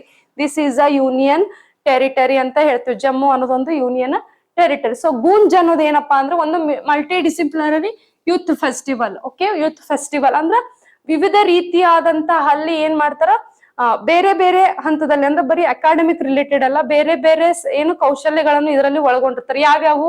ಒಂದು ಅಕಾಡೆಮಿಕ್ ಆಗಿರ್ಬೋದು, ಒಂದು ಕಲ್ಚರಲ್ ಆಗಿರ್ಬೋದು, ಒಂದು ಸ್ಪೋರ್ಟ್ಸ್ ಆಗಿರ್ಬೋದು. ಕಲ್ಚರಲ್ ಆಕ್ಟಿವಿಟೀಸ್ ರಿಲೇಟೆಡ್ ಇವೆಂಟ್ಸ್ ಆಗಿರ್ಬೋದು, ಜಾನಪದ ಗೀತೆ, ಜಾನಪದ ಸಾಂಗ್ಸ್, ಭಾವಗೀತೆ. ಓಕೆ ಅದೇ ರೀತಿ ದೇಶಭಕ್ತಿ ಗೀತೆ, ಇದ್ರ ರಿಲೇಟೆಡ್ ನಾವೆಲ್ಲಾ ಯೂತ್ ಫೆಸ್ಟಿವಲ್, ನಾವೆಲ್ಲ ಕಾಲೇಜ್ ಡಿಗ್ರಿ ಒಳಗಡೆ ಇದ್ದಾಗ ಯೂತ್ ಫೆಸ್ಟಿವಲ್ಗೆ ಹೋಗಿ ಯೂತ್ ಫೆಸ್ಟಿವಲ್ ಅಟೆಂಡ್ ಮಾಡ್ತಿದ್ದು, ಸಾಂಗ್ಸ್ ಮೇಲೆ ಡ್ಯಾನ್ಸ್ ಮಾಡೋದು. ಸೊ ಈ ರೀತಿ ಇದ್ರ ಮೇಲೆ ಪ್ರೈಸಸ್ ಡಿಸ್ಟ್ರಿಬ್ಯೂಷನ್ ಮಾಡ್ತಾರೆ. ಯೂತ್ ಫೆಸ್ಟಿವಲ್ ರೀಜನಲ್, ಜೋನಲ್ ಅಂತ ಹೇಳ್ತೇವೆ ನಾವು, ಝೋನಲ್, ಇಂಟರ್ ಝೋನಲ್ ಅಂತ ಹೇಳ್ತೇವೆ. ಡಿಗ್ರಿ ಟೈಮ್ ಅಲ್ಲಿ ಯಾರ್ಯಾರು ಅಟೆಂಡ್ ಮಾಡಿರಿ ಅವ್ರಿಗೆ ಸ್ವಲ್ಪ ಇದ್ರ ಬಗ್ಗೆ ಐಡಿಯಾ ಇರ್ತೈತಿ. ಸೊ ಈ ಸತಿ ಯಾರು ಗೂಂಜ್ ಅನ್ನೋ ಫೆಸ್ಟಿವಲ್ ಯಾರು ಮಾಡ್ಲಿಕ್ಕತ್ತಾರ, ಆರ್ಗನೈಸ್ ಮಾಡಕತ್ತಾರ, ಜಮ್ಮುದವ್ರು ಆರ್ಗನೈಸ್. ಅಲ್ಲಿ ಏನೇನ್ ಆರ್ಗನೈಸ್ ಮಾಡ್ತಾರ ಅಂತಂದ್ರ academic related, cultural related, sports platform, sports related ಈ ಮೂರು ರಿಲೇಟೆಡ್ ಇವೆಂಟ್ಸ್ ನ ಪಾರ್ಟಿಸಿಪೇಷನ್ ಮಾಡ್ಬೋದು, ಪ್ರೈಸ್ ನ ಗೆತ್ಕೊ. ಈ ಮೂರು ಇವೆಂಟ್ಸ್ ಅಲ್ಲಿ ನಡೀತಾವ್. ಇದು ಯೂನಿವರ್ಸಿಟಿ ಲೆವೆಲ್ ಇರ್ತೈತಿ. ಇದು ಯೂನಿವರ್ಸಿಟಿ ಲೆವೆಲ್ ಇರ್ತೈತಿ. ಅಂದ್ರೆ ಝೋನಲ್ ಆರ್ ಇಂಟರ್ ಝೋನಲ್ ಅಂತ ಕರಿತೇವೆ. ಇಂಟರ್ ಝೋನಲ್ ಅಂತಂದ್ರ ಒಂದ್ ನಮ್ಮ ಸ್ಕೂಲ್ಸ್ ಕಾಲೇಜಸ್ ಮಧ್ಯೆ ಇರ್ತೈತಿ. ಇಂಟರ್ ಝೋನಲ್ ಅಂತಂದ್ರೆ ಈಗ RCB university, Rani Chennamma university, ಬೇರೆ ಬೇರೆ VTU, ಬೇರೆ ಬೇರೆ ಯೂನಿವರ್ಸಿಟೀಸ್ ಅಂದ್ರೆ ಹೆಂಗ್ ನಮಗ್ ನಡೀತಾವಲ್ಲ ಮ್ಯಾಚಸ್, ಆ ರೀತಿ ಜಮ್ಮು ಒಳಗಡೆನು ಬೇರೆ ಬೇರೆ ಯೂನಿವರ್ಸಿಟಿ ಅಂದ್ರೆ ಬೇರೆ ಬೇರೆ ಯೂನಿವರ್ಸಿಟಿ ಅಂದ್ರ ನಡೀತಾವ್. ಓಕೆ ನೆಕ್ಸ್ಟ್ ಪರ್ಪಸ್, ಮೇನ್ ಮುಖ್ಯ ಉದ್ದೇಶ ಏನಪ್ಪಾ ಅಂತಂದ್ರೆ ಎನ್ಕರೇಜ್ ಯೂತ್ ಪಾರ್ಟಿಸಿಪೇಷನ್. ಯೂತ್ ಎಲ್ಲಾದ್ರಲ್ಲಿ ಪಾರ್ಟಿಸಿಪೇಷನ್ ಮಾಡ್ಲಿ, ಯೂತ್ ಅಲ್ಲಿ ಎಲ್ಲಾ ರೀತಿ ಸ್ಕಿಲ್ಸ್ ಡೆವಲಪ್ ಮಾಡ್ಲಿ, ಎಲ್ಲಾ ರೀತಿ ನಾಲೆಜಸ್ ಸಿಗ್ಲಿ ಅನ್ನೋದು ಮುಖ್ಯ ಉದ್ದೇಶ ಆಗೈತಿ. ಅದೇ ರೀತಿ ಟ್ಯಾಲೆಂಟ್ ಮತ್ತೆ ಇನ್ನೋವೇಷನ್ ಅನ್ನ ಪ್ರಮೋಟ್ ಮಾಡು, ಹೊಸ ನಾವೀನ್ಯತೆಯನ್ನ ಪ್ರಮೋಟ್ ಮಾಡ್ಲಿಕ್ಕ, ಹೊಸ ಹೊಸ ರಿಸರ್ಚ್ ನ ಪ್ರಮೋಟ್ ಮಾಡಕ್. ಅಂದ್ರೆ ಸ್ಟೂಡೆಂಟ್ಸ್ ಅಲ್ಲಿ ಅಂದ್ರೆ ಯೂತ್ಸ್ ಅಲ್ಲಿ ತುಂಬಾ ಅವರಲ್ಲಿ ಏನಿರ್ತೈತಿ, ಕ್ಯೂರಿಯಾಸಿಟಿ ಬಾಳ ಇರ್ತದ, ಹೊಸ ಹೊಸದ್ ಏನೋ ಒಂದು ರಿಸರ್ಚ್ ಮಾಡ್ತಿರ್ತಾರೆ. ಆ ರಿಸರ್ಚ್, ಆ ಇನ್ನೋವೇಷನ್ ಏನ್ ಮಾಡೋದು, ಒಂದು ಪ್ಲಾಟ್ಫಾರ್ಮ್ ಕೊಡೋನು. ಅದರಿಂದ ಏನಾಗತ್ತ, ಮುಂದಿನ ಪೀಳಿಗೆದವರು ಓಕೆ ಇನೋವೇಷನ್ ಮಾಡೋದ್ರಿಂದ ಏನೋ ನಮಗೂ ಒಂದು ರೀತಿಯಾದಂತ ಐಡೆಂಟಿಫಿಕೇಶನ್ ಸಿಗ್ತದ ಅಂತ ಹೇಳಿ ಅವರು ಸ್ವಲ್ಪ ಇನೋವೇಷನ್ ಕಡೆ ಜಾಸ್ತಿ, ಇನೋವೇಷನ್ ಫೀಲ್ಡ್ ಅಲ್ಲಿ ಜಾಸ್ತಿ ಮುಂದುವರಿತಾರ ಅಂತ ಹೇಳ್ತೇವೆ ನಾವು. ಸ್ಟ್ರೆಂಥನ್ ಇನ್ಸ್ಟಿಟ್ಯೂಷನಲ್ ಐಡೆಂಟಿಟಿ, ಅದೇ ರೀತಿ ಪ್ರತಿಯೊಂದು ಇನ್ಸ್ಟಿಟ್ಯೂಷನ್ಸ್, ಫಾರ್ ಎಕ್ಸಾಂಪಲ್ ಈ ರೀತಿ ಇವೆಂಟ್ಸ್ ಮಾಡೋದ್ರಿಂದ ಏನಾಗ್ತದೆ, ಬೇರೆ ಬೇರೆ ಇನ್ಸ್ಟಿಟ್ಯೂಷನ್ಸ್ ಅವ್ರದೇ ಆದಂತ ಓನ್ ಐಡೆಂಟಿ ಕ್ರಿಯೇಟ್ ಮಾಡಿ. ಅಂದ್ರೆ ಇನ್ಸ್ಟಿಟ್ಯೂಷನ್ಸ್ ಒಳಗಡೆ ಎಲ್ಲಾ ರೀತಿಯಾದಂತಹ ಕರಿಕ್ಯುಲರ್ ಆಕ್ಟಿವಿಟೀಸ್ ಅಳವಡಿಸ್ಕೊಂತಾರ. ಈ ರೀತಿಯಾದಂತಹ ಪ್ರೋಗ್ರಾಮ್ಸ್ ಮಾಡೋದ್ರಿಂದ. ಇಲ್ಲ ಅಂತಂದ್ರೆ ಏನು ಪ್ರೋಗ್ರಾಮ್ಸ್ ಮಾಡಿ ಯಾವ ಇನ್ಸ್ಟಿಟ್ಯೂಷನ್ ಒಳಗೂ ಯಾವುದೇ ರೀತಿ ಕರಿಕ್ಯುಲರ್ ಪ್ರೋಗ್ರಾಮ್ಸ್ ಇರೋದಿಲ್ಲ, ಅದರಿಂದ ಸ್ಟೂಡೆಂಟ್ಸ್ ಗೆ ಯಾವುದೇ ರೀತಿ ಸ್ಕಿಲ್ಸ್ ಡೆವಲಪ್ ಮಾಡಂಗಿಲ್ಲ. ಸೊ ಈ ರೀತಿ ಆಗೋದ್ರಿಂದ ಓಕೆ ನಮ್ಮ ವಿದ್ಯಾರ್ಥಿಗಳು ಈ ಪ್ರೈಸ್ ಅನ್ನ ಗೆದ್ಕೊಂಡ್ ಬಂದಾರಂತಂದ್ರೆ ಆ ಇನ್ಸ್ಟಿಟ್ಯೂಷನ್ ಏನೋ ಒಂದು ಹೆಮ್ಮೆ ಇರುತ್ತಲ್ಲ. ಸೊ ಈ ರೀತಿಯಾದಂತಹ ಯೂತ್ ಫೆಸ್ಟಿವಲ್ ಮಾಡೋದ್ರಿಂದ ಇನ್ಸ್ಟಿಟ್ಯೂಷನ್ಸ್ ಗಳಿಗೂ ಹೆಲ್ಪ್ ಆಗ್ತಾವ ಅಂತ ಹೇಳ್ಯಾರ. ಇದನ್ನ ಯಾವಾಗ ಎಸ್ಟಾಬ್ಲಿಷ್ ಮಾಡ್ಯಾರಂದ್ರ 1969 ಒಳಗಡೆ ಎಸ್ಟಾಬ್ಲಿಷ್ ಮಾಡ್ಯಾರ. ಓಕೆ ಇದು ಎಲ್ಲಿ ಲೊಕೇಟ್ ಐತಿ? ಜಮ್ಮು ಒಳಗಡೆ ಲೊಕೇಶನ್ ಐತಿ. ಪಬ್ಲಿಕ್ ಯೂನಿವರ್ಸಿಟಿ, ಇದೊಂದು ಗೌರ್ಮೆಂಟ್ ರಿಲೇಟೆಡ್ ಅಲ್ಲ, ಪಬ್ಲಿಕ್ ಯೂನಿವರ್ಸಿಟಿ ಇರ್ತೈತಿ. ಲೆಫ್ಟಿನೆಂಟ್ ಗವರ್ನರ್ ಇದ್ರದ್ದು ಏನಿರ್ತಾರ, ಚಾನ್ಸಲರ್ ಇರ್ತಾರ. ವೈಸ್ ಚಾನ್ಸಲರ್ ಅಂತಂದ್ರ ಇದ್ರದ್ದು ಲೈಕ್ ಡಿಸಿಷನ್ ಮೇಕರ್ ಯಾರ್ತಾರ ಅಂತಂದ್ರೆ lieutenant government of particular state. Okay so ಇಲ್ಲಿ 3 ಮೇಜರ್ ಕಾಂಪೋನೆಂಟ್ಸ್ ಅದಾವು. ಯಾವ ಮೇಜರ್ ಕಾಂಪೋನೆಂಟ್ಸ್ ಅಂತಂದ್ರೆ ಗೂಜ್ 2026 ಏನೇನ್ ಇನ್ಕ್ಲೂಡ್ ಮಾಡ್ತದಪ್ಪ ಅಂತಂದ್ರೆ sports, cultural, best practice, showcases. Okay best practice ಅಂದ್ರೆ ರಿಲೇಟೆಡ್ ಏನೋ ಒಂದು ಇನೋವೇಷನ್ಸ್. ಓಕೆ ಹೊಸ ಹೊಸ innovations, infrastructure related, technology related ಏನೇನು ಪ್ರಾಕ್ಟೀಸ್ ಶೋಕೇಸಸ್ ಇರ್ತದಲ್ಲ ಅದ್ರದ್ದೆಲ್ಲಾ ಪರ್ಪಸ್ ಇದರಲ್ಲಿ ಇನ್ಕ್ಲೂಡ್ ಆಗ್ತಾವ. ಇದರ ಆಬ್ಜೆಕ್ಟಿವ್ಸ್ ಅದೇ ರೀತಿ ನಾನು ನಿಮ್ಗೆ ಆಲ್ರೆಡಿ ಆಬ್ಜೆಕ್ಟಿವ್ಸ್ ಹೇಳಿದೆ. ಇದರಿಂದ ಏನಾಗ್ತದೆ, ಯೂತ್ ಎಂಪವರ್ಮೆಂಟ್ ಆಗ್ತದ, ಟ್ಯಾಲೆಂಟ್ ಐಡೆಂಟಿಫಿಕೇಶನ್ ಆಗುತ್ತ. ಅದೇ ರೀತಿ ಬೇರೆ ಬೇರೆ ಕಲ್ಚರಲ್ ಎಕ್ಸ್ಚೇಂಜಸ್ ಆಗ್ತಿರ್ತಾವ. ಅಂದ್ರೆ ನಾವು ಬೇರೆ ಕಲ್ಚರಲ್ ಬಗ್ಗೆ ಗೊತ್ತಿರೋದು, ಅದ್ರ ಬಗ್ಗೆ ನಮ್ಗೆ ಐಡಿಯಾ ಸಿಗ್ತೈತಿ, ಅದನ್ನ ನಾವು ಅಳವಡಿಸ್ಕೊಳಕ್ ಟ್ರೈ ಮಾಡ್ತೀವಿ. ಚಲೋ ಐತಂತಂದ್ರೆ ತಪ್ಪೇನೈತ್ರಿ, ಅಳವಡಿಸ್ಕೊಳ್ಳೋ ತಪ್ಪೇನು ಇಲ್ಲ, ಬೇರೆ ಕಲ್ಚರ್ನ ಅಳವಡಿಸ್ಕೋಬಹುದು. ಅದೇ ರೀತಿ ಇನೋವೇಷನ್ ಅಂಡ್ ಕ್ರಿಯೇಟಿವಿಟಿ ಲೆವೆಲ್ ಜಾಸ್ತಿ ಆಗುತ್ತಾ ವಿದ್ಯಾರ್ಥಿಗಳಲ್ಲಿ ಕೌಶಲ್ಯ ಜಾಸ್ತಿ ಆಗ್ತದೆ, ಕ್ರಿಯೇಟಿವಿಟಿ ಜಾಸ್ತಿ ಆಗ್ತದೆ, ಹೊಸ ನಾವೀನ್ಯತೆ, ಹೊಸ ಹೊಸ ಯೋಚನೆಗಳು ಜಾಸ್ತಿ ಆಗ್ತಾವ. ಅದೇ ರೀತಿ ಇನ್ಸ್ಟಿಟ್ಯೂಷನಲ್ ಕೊಲಾಬ್ರೇಷನ್ಸ್ ಆಗ್ತಾವ. ಅಂದ್ರೆ ಬೇರೆ ಇನ್ಸ್ಟಿಟ್ಯೂಟ್ ಅಂದ್ರೆ ಫಾರ್ ಎಕ್ಸಾಂಪಲ್ ಒಂದು ಇನ್ಸ್ಟಿಟ್ಯೂಟ್ ಒಳಗೆ ಏನೋ ಒಂದು ಫೆಸಿಲಿಟೀಸ್ ಐತಿ, ಅದು ನಮ್ಮ ಇನ್ಸ್ಟಿಟ್ಯೂಷನ್ ಒಳಗೆ ಇಲ್ಲ ಅಂತಂದ್ರೆ ಅವ್ರ ಇನ್ಸ್ಟಿಟ್ಯೂಟ್ ಜೊತೆ ನಾವು ಕೊಲಾಬ್ರೇಷನ್ ಮಾಡ್ಕೊಳ್ಳೋದ್ರೆ ನಮ್ಮಲ್ಲಿ ಇಲ್ದೇ ಇರೋದನ್ನ ಹೋಗಿ ಅವರಲ್ಲಿ ಕಲಿಬಹುದು, ಅವರಲ್ಲಿ ಇಲ್ದೇ ಇರೋದನ್ನ ಅವ್ರು ಬಂದು ನಮ್ಮಲ್ಲಿ ಕಲಿತಾರೆ. ಸೊ ಇನ್ಸ್ಟಿಟ್ಯೂಷನಲ್ ಕೊಲಾಬ್ರೇಷನ್ಸ್ ಆಗ್ತಾವ. ಯಾಕ ಮಲ್ಟಿ ಡಿಸಿಪ್ಲಿನರಿ ಫೆಸ್ಟಿವಲ್ ಬಹಳ ಇಂಪಾರ್ಟೆಂಟ್ ಆಗ್ತದೆ ಅಂತಂದ್ರೆ, ಮಲ್ಟಿ ಡಿಸಿಪ್ಲಿನರಿ ಅಂತಂದ್ರೆ ಎಲ್ಲಾ ರೀತಿಯಾದಂತಹ ಡಿಸಿಪ್ಲಿನರ್ ಕೋ ಕರಿಕ್ಯುಲರ್ ಆಕ್ಟಿವಿಟೀಸ್ ಅಂತ ಹೇಳ್ತೀವಿ ನಾವು. ಓಕೆ. ಎಲ್ಲಾ ರೀತಿಯಾದಂತ ಅಂದ್ರೆ ಹೋಲಿಸ್ಟಿಕ್ ಡೆವಲಪ್ಮೆಂಟ್ ಅಂತಂದ್ರೆ ಸರ್ವಾಂಗೀಣ ಅಭಿವೃದ್ಧಿ ಅಂತ ನಾವು ಹೇಳ್ತೇವೆ. ಒಂದು ವಿದ್ಯಾರ್ಥಿಯಲ್ಲಿ ಸರ್ವಾಂಗೀಣ ಅಭಿವೃದ್ಧಿ ಬರೀ ಓದೋದ್ರದ್ದು ಅಷ್ಟೇ ಅಲ್ಲದೆ ಬುದ್ಧಿ ಬೆಳವಣಿಗೆ ಅಷ್ಟೇ ಅಲ್ಲದೆ ಶಾರೀರಿಕ ಬೆಳವಣಿಗೆ ಬಹಳ ಇಂಪಾರ್ಟೆಂಟ್ ಆಗ್ತದೆ, ಕೌಶಲ್ಯ ಬೆಳವಣಿಗೆನು ಬಹಳ ಇಂಪಾರ್ಟೆಂಟ್ ಆಗುತ್ತದೆ ಒಂದು ವಿದ್ಯಾರ್ಥಿ. ಬಿಕಾಸ್ ಬರೀ ಓದೋದ್ರಿಂದ ಜಾಬ್ ಸಿಗಂಗಿಲ್ಲ. ಬಿಕಾಸ್ ಇವಾಗ ನೀವು ನೋಡ್ರಿ, ಏನೋ ಇಂಜಿನಿಯರಿಂಗ್ ಮಾಡಿದವರು ಅವ್ರಲ್ಲಿ ಸ್ಕಿಲ್ಸ್ ಇತ್ತಂದ್ರೆ ಎಲ್ಲೋ ಟೀಚರ್ ಆಗಿ ವರ್ಕ್ ಮಾಡ್ಲಿಕ್ಕತ್ತಾರ, ಎಷ್ಟೋ ಕೆಫೆಗಳನ್ನ ತೆಗ್ದಾರ, ಹೌದಿಲ್ಲ? ಬಿಕಾಸ್ ಇವ್ ಎದ್ರ ಸಂಬಂಧ ಅವ್ರಲ್ಲಿ ಸ್ಕಿಲ್ಸ್ ಡೆವಲಪ್ಮೆಂಟ್ ಆಗೈತಿ, ಅವ್ರಲ್ಲಿ ಕ್ರಿಯೇಟಿವಿಟಿ ಐತಿ, ಅವ್ರಲ್ಲಿ ಇನೋವೇಷನ್ ಐತಿ. ಇಂಜಿನಿಯರ್ ಆದವ್ರು ಎಲ್ಲಾರು ಹೋಗಿ ಕಂಪ್ನಿ ಒಳಗೆ ವರ್ಕ್ ಮಾಡಕತ್ತಾರ? ಇಲ್ಲ. ಕಂಪ್ನಿ ಒಳಗೆ ವರ್ಕ್ ಮಾಡೋರು ಎಲ್ಲ ಇಂಜಿನಿಯರಿಂಗ್ ಅದಾರ? ಇಲ್ರ. BSc ಸ್ಟೂಡೆಂಟ್ಸ್ ಅದಾರ, BCom ಸ್ಟೂಡೆಂಟ್ಸ್ ಅದಾರ. ಬಿಕಾಸ್ ಅವರಲ್ಲಿ ವೆರೈಟಿ ಆಫ್ ಸ್ಕಿಲ್ಸ್ ಅದಾವ. ಸ್ಕಿಲ್ಸ್ ಯಾರಿಂದ ಸಿಕ್ಕಾವ್? ಇನ್ಸ್ಟಿಟ್ಯೂಷನ್ಸ್ ಇಂದ. ಇನ್ಸ್ಟಿಟ್ಯೂಷನ್ಸ್ ಒಳಗೆ ವೆರೈಟಿ ಆಫ್ ಸ್ಕಿಲ್ಸ್ ಅಳವಡಿಸೋದ್ರಿಂದ ನಮ್ಗೆ ಏನಾಗ್ತದ, ವೆರೈಟಿ ಆಫ್ ಸ್ಕಿಲ್ಸ್ ನಾವು ಕಲಿತೇವಿ, ಕೋರ್ಸಸ್ ಮಾಡ್ತೇವಿ, ಕಂಪ್ಯೂಟರ್ ರಿಲೇಟೆಡ್ ಆಗಿರ್ಬೋದು, ಫ್ಯಾಷನ್ ಡಿಸೈನಿಂಗ್ ರಿಲೇಟೆಡ್ ಆಗಿರ್ಬೋದು. ಸೊ ವೆರೈಟಿ ಆಫ್ ಕೋರ್ಸಸ್ ಮಾಡೋದ್ರಿಂದ ವಿದ್ಯಾರ್ಥಿ ಒಬ್ಬ ಮನುಷ್ಯದಲ್ಲಿ ಸರ್ವಾಂಗೀಣ ಅಭಿವೃದ್ಧಿ ಆಗ್ತದೆ, ಹೋಲಿಸ್ಟಿಕ್ ಡೆವಲಪ್ಮೆಂಟ್ ಅಂತ ನಾವು ಹೇಳ್ತೇವೆ. ಸೊ ಮಲ್ಟಿ ಡಿಸಿಪ್ಲಿನರಿ ಇನ್ನೊಂದ್ ರೀತಿಯಾಗಿ ಯಾಕೆ ಇಂಪಾರ್ಟೆಂಟ್ ಆಗ್ತದೆ ಅಂದ್ರೆ ಕ್ರಿಯೇಟಿವಿಟಿ ಡೆವಲಪ್ಮೆಂಟ್ ಆಗ್ತದೆ, ಆ ವ್ಯಕ್ತಿಯಲ್ಲಿ ಕೌಶಲ್ಯ ಅಭಿವೃದ್ಧಿ ಆಗ್ತದೆ, ಲೀಡರ್ಶಿಪ್ ಡೆವಲಪ್ಮೆಂಟ್ ಆಗ್ತದೆ, ನಾಯಕತ್ವ ಬೆಳವಣಿಗೆ ಆಗ್ತೈತಿ. ಅದೇ ರೀತಿ ಕಮ್ಯುನಿಕೇಶನ್ ಸ್ಕಿಲ್ಸ್ ಡೆವಲಪ್ಮೆಂಟ್ ಆಗ್ತಾವ. ಮೇನ್ ಕಮ್ಯುನಿಕೇಶನ್ ಸ್ಕಿಲ್ಸ್ ರೀ. ಈಗ ಎಲ್ಲೇ ಹೋಗ್ರಿ, ಏನೇ ಜಾಬ್ ಮಾಡ್ರಿ, ಕಮ್ಯುನಿಕೇಶನ್ ಸ್ಕಿಲ್ ಬಹಳ ಇಂಪಾರ್ಟೆಂಟ್ ಐತಿ. ಅದಕ್ಕೆ ಕೇಳ್ತಿರ್ತಾರೆ ಇಲ್ಲಿ ಇಂಟರ್ವ್ಯೂ ಒಳಗೆ, ನಿಂದು ಕಮ್ಯುನಿಕೇಶನ್ ಸ್ಕಿಲ್ ಹೆಂಗೈತಿ? ನೀ ಇಂಗ್ಲಿಷ್ ಒಳಗೆ ಮಾತಾಡಿದ್ರು ಪರ್ಫೆಕ್ಟ್ ಅದಿ, ಕನ್ನಡದಾಗ ಮಾತಾಡಿದ್ರು ಪರ್ಫೆಕ್ಟ್ ಅದಿ, ಬೇರೆ ಲ್ಯಾಂಗ್ವೇಜಸ್ ಎಷ್ಟು ಬರ್ತಾವ ನಿನಗ? ಬೆಂಗಳೂರೊಳಗೆ ಯಾರ್ಯಾರು ಜಾಬ್ ಇಂಟರ್ವ್ಯೂಸ್ ಕೊಟ್ಟಿರಲ್ಲ, ಸೊ ಅವ್ರಿಗೆ ಐಡಿಯಾ ಇರ್ತದೆ ಕಮ್ಯುನಿಕೇಶನ್ ಸ್ಕಿಲ್ ಎಷ್ಟು ಇಂಪಾರ್ಟೆಂಟ್ ಆಗ್ತದ. ಅದೇ ರೀತಿ ಟೀಮ್ ವರ್ಕ್ ಅನ್ನೋದು ಬಹಳ ಇಂಪಾರ್ಟೆಂಟ್ ಆಗುತ್ತೆ. ಸಿಂಗಲ್ ಆಗಿ ವರ್ಕ್ ಮಾಡೋದು, ಟೀಮ್ ಆಗಿ ವರ್ಕ್ ಮಾಡೋದು ಬಹಳ ಇಂಪಾರ್ಟೆಂಟ್. ಟೀಮ್ ಆಗಿ ವರ್ಕ್ ಮಾಡ್ತಿರ್ಬೇಕಾದ್ರೆ ಅಲ್ಲಿ ನಿಮ್ಗೆ ಪೇಶನ್ಸ್ ಹೆವಿ ಮುಖ್ಯ ಆಗುತ್ತೆ. ಸೊ ಎಲ್ಲಾರ್ದು ಡಿಸಿಷನ್ಸ್ ನೀವು ಕೇಳಬೇಕು, ಎಲ್ಲಾರ ಡಿಸಿಷನ್ಸ್ ಅನಾಲಿಸಿಸ್ ಮಾಡ್ಬೇಕು, ಆಮೇಲೆ ನೀವು ಡಿಸಿಷನ್ಸ್ ತಗೋಬೇಕು. ಓಕೆ.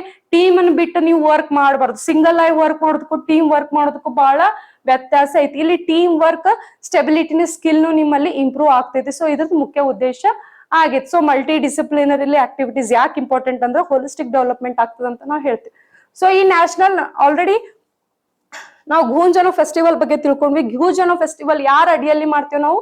ನ್ಯಾಷನಲ್ ಯೂತ್ ಫೆಸ್ಟಿವಲ್ 2026 ಇವ್ರ ಅಡಿಯಲ್ಲಿ ನಾವು ಮಾಡ್ತೇವಿ. ನ್ಯಾಷನಲ್ ಯೂತ್ ಫೆಸ್ಟಿವಲ್ ಆರ್ಗನೈಸ್ ಯಾರು ಮಾಡ್ತಾರಪ್ಪ ಅಂದ್ರೆ ministry of youth affairs and sports. Ministry of youth affairs and sports ನಾ ಆಲ್ರೆಡಿ ಹೇಳಿದೆ, ಏನೇ ಸ್ಕೀಮ್ಸ್ ಬಂದ್ರು ಮಿನಿಸ್ಟ್ರಿ ಪ್ಲೀಸ್ ಹೈಲಿ ಇಂಪಾರ್ಟೆಂಟ್ ಆಗುತ್ತೆ. ಓಕೆ. ಯಾವ ಮಿನಿಸ್ಟ್ರಿ ಅಂದ್ರೆ ಬರ್ತದೆ? Ministry of youth affairs and sports ಅಂತ ಹೇಳ್ತೀವಿ. ಇದು ಯಾವಾಗ ಸೆಲೆಬ್ರೇಟ್ ಮಾಡ್ತೇವಪ್ಪ ಅಂದ್ರ ಯೂತ್ ಫೆಸ್ಟಿವಲ್ ನಾವು ಸ್ವಾಮಿ ವಿವೇಕಾನಂದ ಬರ್ತ್ ಆನಿವರ್ಸರಿ ಟೈಮ್ನಾಗ ಸೆಲೆಬ್ರೇಟ್ ಮಾಡ್ತೀವಿ. ಅಂದ್ರೆ ಜನವರಿ 12ಕ್ಕೆ ನಾವು every year January 12th we celebrate as a youth festival. Because Swami ವಿವೇಕಾನಂದರು ಯುವಕರ ಬಗ್ಗೆ ತುಂಬಾ ಕಾಳಜಿ ವಹಿಸಿದ್ರು ಅಂತ ಹೇಳ್ತೇವಿ. ಏಳಿ ಎದ್ದೇಳಿ ಗುರು ಮುಟ್ಟುವವರೆಗೂ ನೀವು ನಿಲ್ಲದಿರಿ ಅಂತ ಯಾರಿಗೆ ಹೇಳ್ಯಾರ? ನಮ್ಗ ಯುವಕರಿಗೆ ಹೇಳ್ಯಾರ ಅಂತ ಹೇಳ್ತೇವೆ. ಈ ಥೀಮ್ ಏನೈತಿ?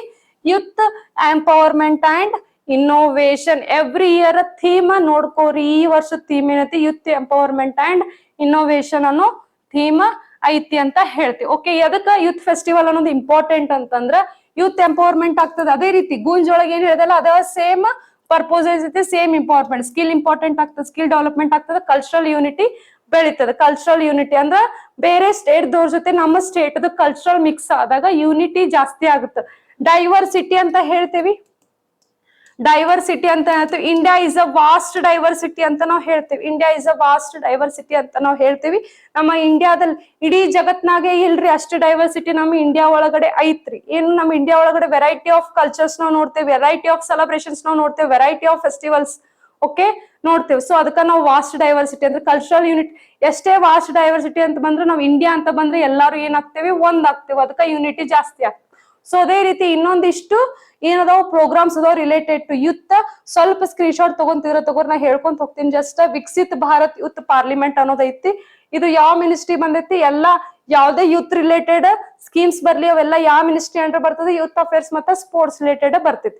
ಓಕೆ. ಇದು ವಿಕಸಿತ್ ಭಾರತ್ ಯೂತ್ ಪಾರ್ಲಿಮೆಂಟ್ ಅನ್ನೋದು ಯೂತ್ ಗವರ್ಮೆಂಟ್ಸ್ ಒಳಗಡೆ ಪಾರ್ಟಿಸಿಪೇಷನ್ ಮಾಡೋದ್ರ ಬಗ್ಗೆ ಹೇಳ್ತೈತಿ. ಪಾಲಿಸಿ ಅವೇರ್ನೆಸ್ ಬಗ್ಗೆ ಇದು ಹೇಳ್ತೈತಿ. ಪೊಲಿಟಿಕಲ್ ಒಳಗಡೆ ಇಂಟ್ರೆಸ್ಟ್ ಜಾಸ್ತಿ ಬರ್ಲಿ, ಪಾಲಿಟಿಕ್ಸ್ ಒಳಗಡೆ ಯೂತ್ಸ್ ಜಾಸ್ತಿ ಬರ್ಲಿ, ಹೊಸ ಹೊಸ ರೀತಿಯಾದಂತ ಡೆವಲಪ್ಮೆಂಟ್ ತರ್ಲಿ ಅನ್ನೋದು ಆ ಸ್ಕೀಮ್ ಹೇಳ್ತದೆ. ಇನ್ನೊಂದ್ ಏನ್ ಬಂತು? NEP 2020 ಇಂಪ್ಲಿಮೆಂಟೇಷನ್ ಇನ್ ಯೂನಿವರ್ಸಿಟೀಸ್ ಒಳಗಡೆ ನ್ಯೂ ಎಜುಕೇಶನ್ ಪಾಲಿಸಿ 2020 ಇಂಪ್ಲಿಮೆಂಟ್ ಮಾಡುದು. ಈ ನ್ಯೂ ಎಜುಕೇಶನ್ ಪಾಲಿಸಿ ಒಳಗಡೆ ನಾವ್ ಏನ್ ನೋಡ್ತೇವಿ? ಹೋಲಿಸ್ಟಿಕ್ ಡೆವಲಪ್ಮೆಂಟ್ ಅನ್ನ ನಾವು ನೋಡ್ತೇವೆ. ಹೋಲಿಸ್ಟಿಕ್ ಡೆವಲಪ್ಮೆಂಟ್ ಸರ್ವಾಂಗೀಣ ಅಭಿವೃದ್ಧಿನ ನಾವು ನೋಡ್ತೇವೆ. ಈ NEP ರಿಲೇಟೆಡ್ ನಾವ್ ಏನ್ ಮಾಡ್ತೇವಿ? ಗೂಂಜ್ ಅನ್ನೋ ಈ ಗೂಂಜ NEP ನ ಸಪೋರ್ಟ್ ಮಾಡ್ತದ ಅಂತ ಹೇಳ್ತೇವಿ. ಗೂಂಜ್ 2026 ಏನ್ ಸಪೋರ್ಟ್ ಯಾವ ಸ್ಕೀಮ್ ಸಪೋರ್ಟ್ ಮಾಡ್ತದೆ NEP, ಬಿಕಾಸ್ ಅಲ್ಲಿ ನಾವು ಸರ್ವಾಂಗೀಣ ಅಭಿವೃದ್ಧಿ ಬಗ್ಗೆ ಮಾತಾಡಿ ಅಂದ್ರ ಎಲ್ಲ ಸ್ಪೋರ್ಟ್ಸ್ ಆಯ್ತು, ಕಲ್ಚರಲ್ ಇವೆಂಟ್ಸ್ ಆಯ್ತು, ಅಕಾಡೆಮಿಕ್ ಇವೆಂಟ್ಸ್ ಆಯ್ತು, ಅಕಾಡೆಮಿ ಒಳಗಡೆ ವೆರೈಟಿ ಆಫ್ ಚೇಂಜಸ್ ಅನ್ನ ನಾವಿಲ್ಲಿ ತಂದ್ಕೊಂಡ್ವಿ. ಯಾವ ರೀತಿ ಎಜುಕೇಶನ್ ಪಾಲಿಸಿ, ಯಾವ ರೀತಿ ಎಜುಕೇಶನ್ ಸ್ಟೂಡೆಂಟ್ಸ್ ಕೊಡ್ಬೇಕು, ಯಾವ್ಯಾವ ಏಜಿಗೆ ಏನೇನ್ ಎಜುಕೇಶನ್ ಕೊಡ್ಬೇಕು, ಎಷ್ಟೆಷ್ಟು ಪ್ರೊಜೆಕ್ಟ್ಸ್ ಮಾಡಿಸ್ಬೇಕು, ಏನೇನ್ ಪ್ರೊಜೆಕ್ಟ್ಸ್ ಮಾಡ್ಬೇಕು, ಎಲ್ಲೆಲ್ಲಿ ಅವ್ರಿಗೆ ವಿಸಿಟಿಂಗ್ ಪ್ಲೇಸಸ್ ಕರ್ಕೊಂಡು ಹೋಗ್ಬೇಕು. ಸೊ ಇದೆಲ್ಲಾನು NEP ಒಳಗಡೆ ಮೆನ್ಷನ್ ಮಾಡಿದ್ದಾರೆ. ಸೊ ಈ ಗೂಂಜ್ ಅನ್ನೋ ಫೆಸ್ಟಿವಲ್ NEP ನ ಸಪೋರ್ಟ್ ಮಾಡ್ತದ ಅಂತ ಹೇಳ್ತೇವೆ, ಬಿಕಾಸ್ ಇಲ್ಲಿ ಹೋಲಿಸ್ಟಿಕ್ ಡೆವಲಪ್ಮೆಂಟ್ ಬಗ್ಗೆ ನಾವು ಮಾತಾಡ್ತೇವೆ. ನೆಕ್ಸ್ಟ್ ಬಂದ್ಬಿಟ್ಟು ಯುವ ಸಂಗಮ ಪ್ರೋಗ್ರಾಮ್. ಓಕೆ, ಇದನ್ನ ಯಾವ ಅಡಿ ಲಾಂಚ್ ಮಾಡ್ಯಾರ ಅಂದ್ರೆ ಏಕ್ ಭಾರತ್ ಶ್ರೇಷ್ಠ ಭಾರತ್ ಅಡಿಯಲ್ಲಿ ಲಾಂಚ್ ಮಾಡ್ಯಾರ. ಓಕೆ, ಇದ್ರ ಪರ್ಪೋಸ್ ಏನು? ಕಲ್ಚರಲ್ ಎಕ್ಸ್ಚೇಂಜ್ ಅಂತ ಹೇಳ್ತೀವಿ. ಕಲ್ಚರಲ್ ಎಕ್ಸ್ಚೇಂಜ್, ಯೂತ್ ಎಕ್ಸ್ಪೋಸ್ ಆಗೋದು. ತುಂಬಾ ಜನ ಯೂತ್ಸ್ ಏನ್ ಮಾಡ್ತಿರ್ತಾರೆ, ಎಕ್ಸ್ಪೋಸೇ ಆಗಂಗಿಲ್ಲ, ಖಾಲಿ ಮನೆ ಕೂತ್ ಬಿಟ್ಟಿರ್ತಾರೆ. ಬಟ್ ನಿಮ್ಮಲ್ಲಿ ಟ್ಯಾಲೆಂಟ್ ಐತಿ, you are a gold medallist, but still you are wasting your talent ಅಂತ ಹೇಳ್ತೀವಿ. ಎಕ್ಸ್ಪೋಸ್ ಆಗ್ರಿ, ಏನೋ ಒಂದ್ ಮಾಡ್ರಿ, ನಿಮ್ ಸೆಲ್ಫ್ ಎಂಪ್ಲಾಯ್ಮೆಂಟ್ ಮಾಡ್ರಿ, ಸೆಲ್ಫ್ ಬಿಸ್ನೆಸ್ ಮಾಡ್ರಿ, ಏನೋ ಒಂದು ಎಕ್ಸ್ಪೋಸ್ ಮಾಡ್ರಿ ಅಂತ ಹೇಳ್ತೇವೆ ನಾವು. ಓಕೆ, ನ್ಯಾಷನಲ್ ಇಂಟಿಗ್ರೇಷನ್ ತುಂಬಾ ಹೆಲ್ಪ್ ಆಗುತ್ತೆ. ನ್ಯಾಷನಲ್ ಇಂಟಿಗ್ರೇಟೆಡ್ ನ್ಯಾಷನಲಿ ನಾವೆಲ್ಲ ಒಂದಾಗಿ ತೋರಿಸೋ ಸಂಬಂಧ, ನಮ್ಮಲ್ಲಿ ಟ್ಯಾಲೆಂಟ್ ಜಾಸ್ತಿ ಐತಿ ಅಂತ ತೋರಿಸೋ ಸಂಬಂಧ, ನಮ್ಮ ದೇಶದೊಳಗೆ ತುಂಬಾ ಟ್ಯಾಲೆಂಟೆಡ್ ಪೀಪಲ್ಸ್ ಅದಾರ ಅಂತ ಬೇರೆ ದೇಶಕ್ಕೂ ಗೊತ್ತಾಗಬೇಕಲ್ಲ. ಸೊ ಅದ್ರ ಸಂಬಂಧ ನೆಕ್ಸ್ಟ್ ಬರೋದು ಯಾವ್ದು? Fit India movement. ಇದು ನರೇಂದ್ರ ಮೋದಿ ಅವರು ಲಾಂಚ್ ಮಾಡಿದ್ರು. Fit India movement related to health, fitness ಬಗ್ಗೆ ನಾವು ಇದನ್ನ ಹೇಳ್ತೇವೆ, ಸ್ಪೋರ್ಟ್ಸ್ ರಿಲೇಟೆಡ್ ಹೇಳ್ತೇವೆ, ಡೈಲಿ ಲೈಫ್ ಸ್ಟೈಲ್ ರಿಲೇಟೆಡ್ ನಾವಿಲ್ಲಿ ಮಾತಾಡ್ತೇವೆ. ಸೊ ಇದನ್ನು ಫಿಟ್ ಇಂಡಿಯಾ ಮೂವ್ಮೆಂಟ್ ಗೂಂಜಿಗ ಕನೆಕ್ಟ್ ಆಗುತ್ತೆ, ಬಿಕಾಸ್ ಗೂಂಜ್ ಒಳಗಡೆ ಅಕಾಡೆಮಿಕ್ ರಿಲೇಟೆಡ್ ಐತಿ, ಸ್ಪೋರ್ಟ್ಸ್ ರಿಲೇಟೆಡ್ ಐತಿ, cultural related. So academic related ಏನೇ ಸ್ಕೀಮ್ಸ್ ಇದ್ರು ಕನೆಕ್ಟ್ ಆಗುತ್ತೆ, ಕಲ್ಚರಲ್ ರಿಲೇಟೆಡ್ ಏನೇ ಸ್ಕೀಮ್ಸ್ ಇದ್ರು ಕನೆಕ್ಟ್ ಆಗುತ್ತೆ, ಅದೇ ರೀತಿ ಸ್ಪೋರ್ಟ್ಸ್ ರಿಲೇಟೆಡ್ ಏನೇ ಸ್ಕೀಮ್ಸ್ ಇದ್ರು ಇಲ್ಲಿ ಕನೆಕ್ಟ್ ಆಗುತ್ತೆ. ಓಕೆ, ಸ್ಪೋರ್ಟ್ಸ್ ಕಾಂಪಿಟೇಷನ್ಸ್ ಇರ್ಬೋದು, ಯೂತ್ ಪಾರ್ಟಿಸಿಪೇಷನ್ಸ್ ಇರ್ಬೋದು, ಅದೇ ರೀತಿ ಸ್ಪೋರ್ಟ್ಸ್ ಕಾಂಪಿಟೇಷನ್ಸ್ ಅಂತಂದ್ರೆ ಖೇಲೋ ಇಂಡಿಯಾ ಯೂತ್ ಗೇಮ್ಸ್ ಅಂತ ಹೇಳ್ತೇವಿ, ಖೇಲೋ ಇಂಡಿಯಾ ಯೂತ್ ಗೇಮ್ಸ್ ಅಂತ ಹೇಳ್ತೇವೆ. ಇದನ್ನ ಯಾರು ಆರ್ಗನೈಸ್ ಮಾಡ್ತಾರೆ ಅಂದ್ರೆ sports authority of India organise ಮಾಡ್ತಾರೆ. ಸ್ಪೋರ್ಟ್ಸ್ ಅಥಾರಿಟಿ ಆಫ್ ಇಂಡಿಯಾದವರು ಆರ್ಗನೈಸ್ ಮಾಡ್ತಾರೆ. ಇದರ ಮೇನ್ ಪರ್ಪೋಸ್ ಏನಪ್ಪಾ ಅಂದ್ರೆ ಸ್ಪೋರ್ಟ್ಸ್ ಒಳಗಡೆ ಟ್ಯಾಲೆಂಟ್ ಇರುವಂತ ವ್ಯಕ್ತಿಗಳನ್ನ ಐಡೆಂಟಿಫೈ ಮಾಡೋದು. ಎಲ್ಲೋ ಯಾವ್ದೋ ಒಂದು ಜಿಲ್ಲೆಯಲ್ಲಿ ಏನೋ ಒಂದು ಆಟ ಆಡ್ತಿರ್ತಾರ, ಅವ್ರನ್ನ ತಂದು ಅವ್ರಿಗೆ ಚಲೋ ರೀತಿಯಾದಂತ ಟ್ರೈನಿಂಗ್ ಕೊಟ್ಟು ಅವ್ರ ನಮ್ಮ ದೇಶಕ್ಕೋಸ್ಕರ ಅವ್ರನ್ನ ಆಟ ಆಡ್ಸೋದಂದ್ರೆ ಅವರಲ್ಲಿ ಏನೋ ಒಂದು ಟ್ಯಾಲೆಂಟ್ ಐತಲ್ಲ ಅದನ್ನ ಐಡೆಂಟಿಫೈ ಮಾಡೋದು ಅಂತ ಹೇಳ್ತಾರೆ. ಅಂದ್ರೆ ಯೂತ್ಸ್ ನ ಡೆವಲಪ್ಮೆಂಟ್, ಸ್ಪೋರ್ಟ್ಸ್ ಫೀಲ್ಡ್ ಒಳಗಡೆ ಯೂತ್ಸ್ ನ ಡೆವಲಪ್, ಯುವಕರು ಜಾಸ್ತಿ ಬರ್ಲಿ, ಹೊಸ ಸ್ಪೋರ್ಟ್ಸ್ ನ ಆಟ ಆಡ್ಲಿ, ಹೊಸ ಕಪ್ಸ್ ನ ಗೆಲ್ಕೊಂಡ್ ಬರ್ಲಿ, ನಮ್ಮ ಇಂಡಿಯಾಕ್ ಹೋದ್ ಪ್ರೌಡ್ ಫೀಲ್ ಆಗ್ತದೆ. ಗೆಲ್ಲು ಬಿಡು, ಬಟ್ ನೀನ್ ಅದನ್ನ ಪಾರ್ಟಿಸಿಪೇಟ್ ಮಾಡತ್ತೆ ಅನ್ನೋದು ನಮ್ಮ ಇಂಡಿಯಾಕ ಬಹಳ ಪ್ರೌಡ್ ಫೀಲ್ ಆಗ್ತೈತಿ. ನೆಕ್ಸ್ಟ್ ಬಂದ್ಬಿಟ್ಟು related youth empowerment government schemes ಜಾಸ್ತಿ ಅದಾವು. ಯಾವ ಒಂದಿಷ್ಟು ಇಂಪಾರ್ಟೆಂಟ್ ಸ್ಕೀಮ್ಸ್ ಅದಾವ ನೋಡ್ರಿ. Skill India mission, digital India, startup India, PM Yuva scheme ಅಂತ ಹೇಳ್ತೇವೆ. ಇವೆಲ್ಲಾನು youths related schemes and important schemes. ಸ್ವಲ್ಪ ಈ ಸ್ಕೀಮ್ಸ್ ಬಗ್ಗೆ ನೀವು ರಿಸರ್ಚ್ ಮಾಡ್ರಿ, ಓದ್ಕೋರಿ, ಸ್ವಲ್ಪ ನೋಟ್ಸ್ ಮಾಡ್ಕೊಂಡು ಇಟ್ಕೋರಿ. ಓಕೆ, ನೀವು ಸ್ವಲ್ಪ ವರ್ಕ್ ಮಾಡ್ರಿ. ನಾವೆಲ್ಲ ಹೇಳಿದ್ರೆ ನೀವೇನ್ ವರ್ಕ್ ಮಾಡ್ದಂಗ ಆಗ್ತದೆ, ಸ್ವಲ್ಪ ನೀವು ವರ್ಕ್ ಮಾಡ್ರಿ. ಇಂಪಾರ್ಟೆಂಟ್ ಸ್ಕೀಮ್ಸ್ ಯಾವ್ಯಾವು? ಸ್ಕಿಲ್ ಇಂಡಿಯಾ ಮಿಷನ್ ಅಂತ ಹೇಳ್ತೇವೆ. ಇದರಲ್ಲಿ ಪ್ರತಿಯೊಂದು ಯುವಕರಲ್ಲಿ ಸ್ಕಿಲ್ಸ್ ನ ಡೆವಲಪ್ಮೆಂಟ್, ಎಲ್ಲಾ ರೀತಿಯಾದಂತಹ skills, not only in one field, in every field ಅಂತ ಹೇಳ್ತೇವೆ. ಡಿಜಿಟಲ್ ಇಂಡಿಯಾ ಅಂತ ಹೇಳ್ತೇವೆ. ಇಂಡಿಯಾದೊಳಗ ಪ್ರತಿ ಎಲ್ಲಾರು ಏನ್ ಮಾಡ್ಲಿ, ಡಿಜಿಟಲೈಸೇಷನ್ಸ್ ಆಗ್ಲಿ, ಡಿಜಿಟಲಿ ವರ್ಕ್ ಮಾಡ್ಲಿ, ಎಲ್ಲಾ ಪ್ರೊಸೆಸ್ ಡಿಜಿಟಲಿ ಮಾಡ್ಲಿ ಅಂತ ನಾವು ಹೇಳ್ತೇವೆ. ಸ್ಟಾರ್ಟ್ಅಪ್ ಇಂಡಿಯಾ ಅಂದ್ರೆ ಹೊಸ ಏನು ಇನೋವೇಷನ್ಸ್ ಪ್ರಾಜೆಕ್ಟ್ಸ್, ನೀವೇನೋ ಒಂದು ಓನ್ ಬಿಸ್ನೆಸ್ ಸ್ಟಾರ್ಟ್ ಮಾಡ್ತಿರ್ತಿರಲ್ಲ, ಸೊ ಯಾವ ರೀತಿ ಸ್ಟಾರ್ಟ್ ಮಾಡ್ಬೇಕು, ಅದಕ್ಕೆ ಫೆಸಿಲಿಟೀಸ್ ಏನು ಗೌರ್ಮೆಂಟ್ ನಿಮ್ಗೆ ಪ್ರೊವೈಡ್ ಮಾಡ್ತದೆ ಅಂತ ಹೇಳ್ತೀವಿ. PM ಯುವ ಸ್ಕೀಮ್ ಅಂತ ಹೇಳ್ತೀವಿ. ಯುವ ನಿಧಿ ಸ್ಕೀಮ್ಸ್ ಅಂತಂದ್ರೆ ಯುವ ನಿಧಿ ಸ್ಕೀಮ್ ನಾವೀಗ ಎಲ್ಲರೂ ಯಾರು 2023, 24, 25 ಯಾರು ಡಿಗ್ರಿ ಕಂಪ್ಲೀಟ್ ಮಾಡ್ರಿ, ಅವ್ರಿಗೆ ಯಾರು ಜಾಬ್ ನಾಗಿಲ್ಲ, ಅವ್ರಿಗೆ ಏನ್ ಮಾಡ್ಲಿಕ್ಕತ್ತದ, ಯುವ ನಿಧಿ ಸಿಗ್ಲಿಕ್ಕತ್ತದ. ಇಲ್ಲಿ ನಿಮಗೆ 3,000 ರೂಪಾಯಿ ತಿಂಗಳ 3,000 ರೂಪಾಯಿ ನಿಮ್ಗೆ ಸಿಗ್ಲಿಕ್ಕತ್ತದ. ಬಿಕಾಸ್ ಟು ಸಪೋರ್ಟ್ ಯು ಅಂದ್ರೆ ನೀವು ಕಾಂಪಿಟೇಟಿವ್ ಎಕ್ಸಾಮ್ ಏನೋ ಪ್ರಿಪೇರ್ ಮಾಡ್ತಿರ್ತೀರಿ, ಜಾಬ್ ಇರಂಗಿಲ್ಲ, ಅವ್ರ ಜಾಬ್ ಸರ್ಚ್ ಮಾಡ್ತಿರ್ತೀರಿ, ಅಲ್ಲಿವರೆಗೂ ನೀವು ಯಾರ ಮೇಲೂ ಡಿಪೆಂಡ್ ಆಗದೆ ಇರೋಂಗ. ಸೊ ಬಿಕಾಸ್ ನಾಳೆ ನಿಮ್ದು ರಿಸೋರ್ಸ್ ಗೌರ್ಮೆಂಟ್ ಯೂಸ್ ಮಾಡ್ಕೊಂತಾರ ಇನ್ ಪಾರ್ಟ್ ಆಫ್ ಟ್ಯಾಕ್ಸ್ ಅಂತ ಹೇಳ್ಬೋದು. ಸೊ ಅದಕ್ಕೆ ಈಗ ನಿಮ್ಗೆ ಗೌರ್ಮೆಂಟ್ ಸಪೋರ್ಟ್ ಮಾಡ್ತದ್ರೆ ನಾಳೆ ನೀವು ಗೌರ್ಮೆಂಟ್ ಸಪೋರ್ಟ್ ಮಾಡ್ತೀರಿ ಅಂತ ಹೇಳಿ PM ಯುವ ಸ್ಕೀಮ್ಸ್ ಅಂದ್ರೆ ವೆರೈಟಿ ಆಫ್ ಸ್ಕೀಮ್ಸ್, ನಿಮ್ಗೆ ಸ್ಕಾಲರ್ಶಿಪ್ಸ್ ನ ಪ್ರೊವೈಡ್ ಮಾಡ್ತಾರ, ಫಂಡಿಂಗ್ಸ್ ಪ್ರೊವೈಡ್ ಮಾಡ್ತಾರೆ. ಸೊ ಇವೆಲ್ಲ PM ಯುವ ಸ್ಕೀಮ್ ಅಂಡ್ರ್ ಬರ್ತೈತಿ. ಓಕೆ, ಸೊ ಯಾವುದೇ ಒಂದು ರಿಲೇಟೆಡ್ ನಾನು ನಿಮಗೆ ಆಲ್ರೆಡಿ ಸ್ಟಾರ್ಟಿಂಗ್ ಕ್ಲಾಸ್ ಹೇಳಿದೆ, ಏನೇ ಒಂದು ಪ್ರೊಜೆಕ್ಟ್ಸ್ ಬರ್ಲಿ, ಏನೇ ಒಂದು ಸ್ಕೀಮ್ಸ್ ಬರ್ಲಿ, ಪ್ಲೀಸ್ ಅವನ್ನ SDG ಗೋಲ್ಸಿಗೆ ಲಿಂಕ್ ಮಾಡ್ರಿ. So youth festival related, youths related ನಾವೀಗ ಏನೇನು ಓದಿದ್ವಲ್ಲ, ಈ ಸ್ಕೀಮ್ಸ್ ಎಲ್ಲ ಎದರ ಅಂಡರ್ ಬರ್ತಾವ, ಸಮ್ಸ್ SDG ಗೋಲ್ಸ್ ಮೆನ್ಷನ್ ಮಾಡ್ತೀನಿ. ಸೊ ಪ್ಲೀಸ್ ಡೀಟೇಲ್ ಆಗೋದನ್ನ ನೀವು ನೋಡ್ಕೋರಿ. SDG 4 ಏನ್ ಹೇಳತ್ತಂದ್ರೆ ಕ್ವಾಲಿಟಿ ಎಜುಕೇಶನ್ ಬಗ್ಗೆ ಹೇಳೈತಿ. ಎಜುಕೇಶನ್ ಕೊಡೋದಷ್ಟೇ ಅಲ್ಲ, ಅದರಲ್ಲಿ ಕ್ವಾಲಿಟಿ ಇರಬೇಕು, ಕ್ವಾಂಟಿಟಿ ಇರ್ಬೇಕಂತ ನಾವು ಹೇಳ್ತೇವಿ. SDG 8 ಏನ್ ಹೇಳ್ತಿ, ಎಂಪ್ಲಾಯ್ಮೆಂಟ್ ಬಗ್ಗೆ ಹೇಳ್ತಿ. ನಿನಗ್ ಸ್ಕಿಲ್ ಇತ್ತು ಅಂದ್ರೆ ನಿಂಗ ಎಂಪ್ಲಾಯ್ಮೆಂಟ್ ಈಸಿ ಆಗಿ ಸಿಗ್ತೈತಿ. ಸ್ಕಿಲ್ ಇರ್ಲಿಲ್ಲ ಅಂತಂದ್ರೆ ಎಂಪ್ಲಾಯ್ಮೆಂಟ್ ಸಿಗಂಗಿಲ್ಲ ಅಂತ ಹೇಳ್ತೇವಿ. SDG 10 ರೆಡ್ಯೂಸ್ಡ್ ಇನ್ಇಕ್ವಾಲಿಟೀಸ್ ಅಂದ್ರ ಯಾವುದೇ ಕೆಟಗರಿ ಇರ್ಲಿ, ಮೇಲ್ ಇರ್ಲಿ, ಫಿಮೇಲ್ ಇರ್ಲಿ, ಹೈ ಕೆಟಗರಿ ಇರ್ಲಿ, ಲೋ ಕೆಟಗರಿ ಇರ್ಲಿ, ಯಾವುದೇ ಕೆಟಗರಿ ಇರ್ಲಿ, ನಿನ್ನ ಸ್ಕಿಲ್ ಇತ್ತಂದ್ರೆ ನಿಂಗೆ ಜಾಬ್ ಸಿಗಬೇಕು. ಸೊ ಇದರಿಂದ ಏನಾಗುತ್ತಾ, ಇನ್ಇಕ್ವಾಲಿಟಿ ರೆಡ್ಯೂಸ್ ಆಗುತ್ತಾ ಅಂತ ಹೇಳ್ತೇವೆ ನಾವು. ಸೊ SDG 16 ಏನ್ ಹೇಳ್ತದ, ಸ್ಟ್ರಾಂಗ್ ಇನ್ಸ್ಟಿಟ್ಯೂಷನ್ಸ್ ಅಂತ ಹೇಳ್ತೇವೆ. ಸ್ಟ್ರಾಂಗ್ ಇನ್ಸ್ಟಿಟ್ಯೂಷನ್ಸ್ ಇಟ್ ಮೀನ್ಸ್ ನಮ್ಮ ಯೂನಿವರ್ಸಿಟಿದಲ್ಲಿ ಎಲ್ಲಾ ರೀತಿಯಾದಂತ ಸ್ಕಿಲ್ಸ್ ನಾವು ಪ್ರೊವೈಡ್ ಮಾಡಕತ್ತೀವಿ ಅಂದ್ರೆ ಅಲ್ಲಿಂದ ಬಂದಂತ ವಿದ್ಯಾರ್ಥಿಗಳು ಬೇರೆ ಬೇರೆ ವಿವಿಧ ರೀತಿಯಲ್ಲಿ ಅವ್ರ ಏನ್ ಮಾಡ್ತಾರೆ, ಪಾರ್ಟಿಸಿಪೇಷನ್ಸ್ ಮಾಡ್ತಾರೆ. ಅದೇ ರೀತಿ ಚಲೋ ಚಲೋ ಕಡೆ ಜಾಬ್ಸ್ ತಗೊಂತಾರ. ಓಕೆ, ಚಲೋ ಚಲೋ ರಿಸರ್ಚ್ ಡೆವಲಪ್ಮೆಂಟಲ್ ಏರಿಯಾಸ್ ಹೋಗ್ತಾರ. ಅದರಿಂದ ಏನಾಗ್ತದೆ, ನಮ್ಮ ಇನ್ಸ್ಟಿಟ್ಯೂಷನ್ಸ್ ಒಳ್ಳೆ ಹೆಸರು ಬರ್ತದ. ನೆಕ್ಸ್ಟ್ ನಮ್ಮ ಇನ್ಸ್ಟಿಟ್ಯೂಷನ್ ಚಲೋ ಚಲೋ ಅಡ್ಮಿಷನ್ಸ್ ಆಗ್ತದೆ. ಅಂದ್ರೆ ಇನ್ಸ್ಟಿಟ್ಯೂಷನ್ ಏನಾಗ್ತದೆ, ಗ್ರೋತ್ ಹಾಕೊಂತ ಹೋಗ್ತದೆ, ಸ್ಟ್ರಾಂಗ್ ಹಾಕೊಂತ ಹೋಗ್ತೈತಿ ಅಂತ ನಾವು ಹೇಳ್ತೇವೆ. ಸೊ ಅದು ಯಾವ ಅಂಡರ್ ಬರ್ತದೆ, SDG 16 ಅಂಡರ್ ಬರ್ತದೆ. So this is about today's current affairs topics. Okay, today's current affairs topics. So please ಯಾರ್ಯಾರು ಕ್ಲಾಸ್ ನ ನೀಟಾಗಿ ಕೇಳಾಕತ್ತೀರಿ, ನಾ ಏನೇನ್ ಏರಿಯಾಸ್ ಹೇಳಾಕತ್ತೀನಿ ದಯಮಾಡಿ ಈಗ ನೋಟ್ಸ್ ಮಾಡ್ಕೊಂತ ಹೋಗ್ರಿ. ವೈ, ಬಿಕಾಸ್ ನೆಕ್ಸ್ಟ್ ನಾವು ಎಕ್ಸಾಮ್ ನೋಟಿಫಿಕೇಶನ್ ಆದ ತಕ್ಷಣ ನಾವೇನ್ ಮಾಡ್ತೀವಿ, ಸೀರೀಸ್ ಕ್ಲಾಸಸ್ ಮಾಡ್ತೀವಲ್ಲ. ಸೊ ಆ ಟೈಮ್ನಾಗ ನಾವು ಹೇಳ್ತಿರ್ಬೇಕಾದ್ರೆ ನೀವು ಈ ಏರಿಯಾಸ್ ನೀವು ಆಲ್ರೆಡಿ ನೋಟ್ ಮಾಡ್ಕೊಂಡು ಸ್ವಲ್ಪ ಓದ್ಕೊಂಡಿದ್ರೆ ಆ ಟೈಮ್ ನಾವ್ ನಿಮ್ಗೆ ಇನ್ನ ಈಸಿ ಆಗ್ತದ ಅಂತ ಹೇಳ್ತೇವೆ. ಸೊ ಇದೇ ರೀತಿ ಕರೆಂಟ್ ಅಫೇರ್ಸ್ ಕ್ಲಾಸ್ ನ ಇನ್ನೂ ಮುಂದುವರಿಸ್ತೀನಿ. ಪ್ಲೀಸ್ ನಾ ಹೇಳ್ತಾ ಇರೋ ಡೀಟೇಲ್ ಇನ್ಫಾರ್ಮೇಶನ್ ನೀಟಾಗಿ ಕೇಳ್ಕೊರಿ, ಶೇರ್ ಮಾಡ್ರಿ. ಓಕೆ, ಡಿಸ್ಕಷನ್ ಮಾಡ್ರಿ. ಎಷ್ಟು ಓದುತ್ತಿರ್ಲ, ಎಷ್ಟು ಶೇರ್ ಮಾಡ್ತಿರ್ಲ, ಅಷ್ಟು ನಿಮ್ಮ ನಾಲೆಜ್ ಏನಾಗ್ತದೆ, ಇನ್ಕ್ರೀಸ್ ಆಗುತ್ತೆ, ಇನ್ಕ್ರಿಮೆಂಟ್ ಆಗುತ್ತೆ. ನಾಲೆಜ್ ಇನ್ಕ್ರಿಮೆಂಟ್ ಆಗೋದು ಬಹಳ ಇಂಪಾರ್ಟೆಂಟ್ ಅಂತ ನಾ ಹೇಳ್ತೀನಿ. Okay, stay tuned with our classic YouTube channel. Okay, thank you. Stay healthy, stay fit and study well. Thank you. Take care. Bye by.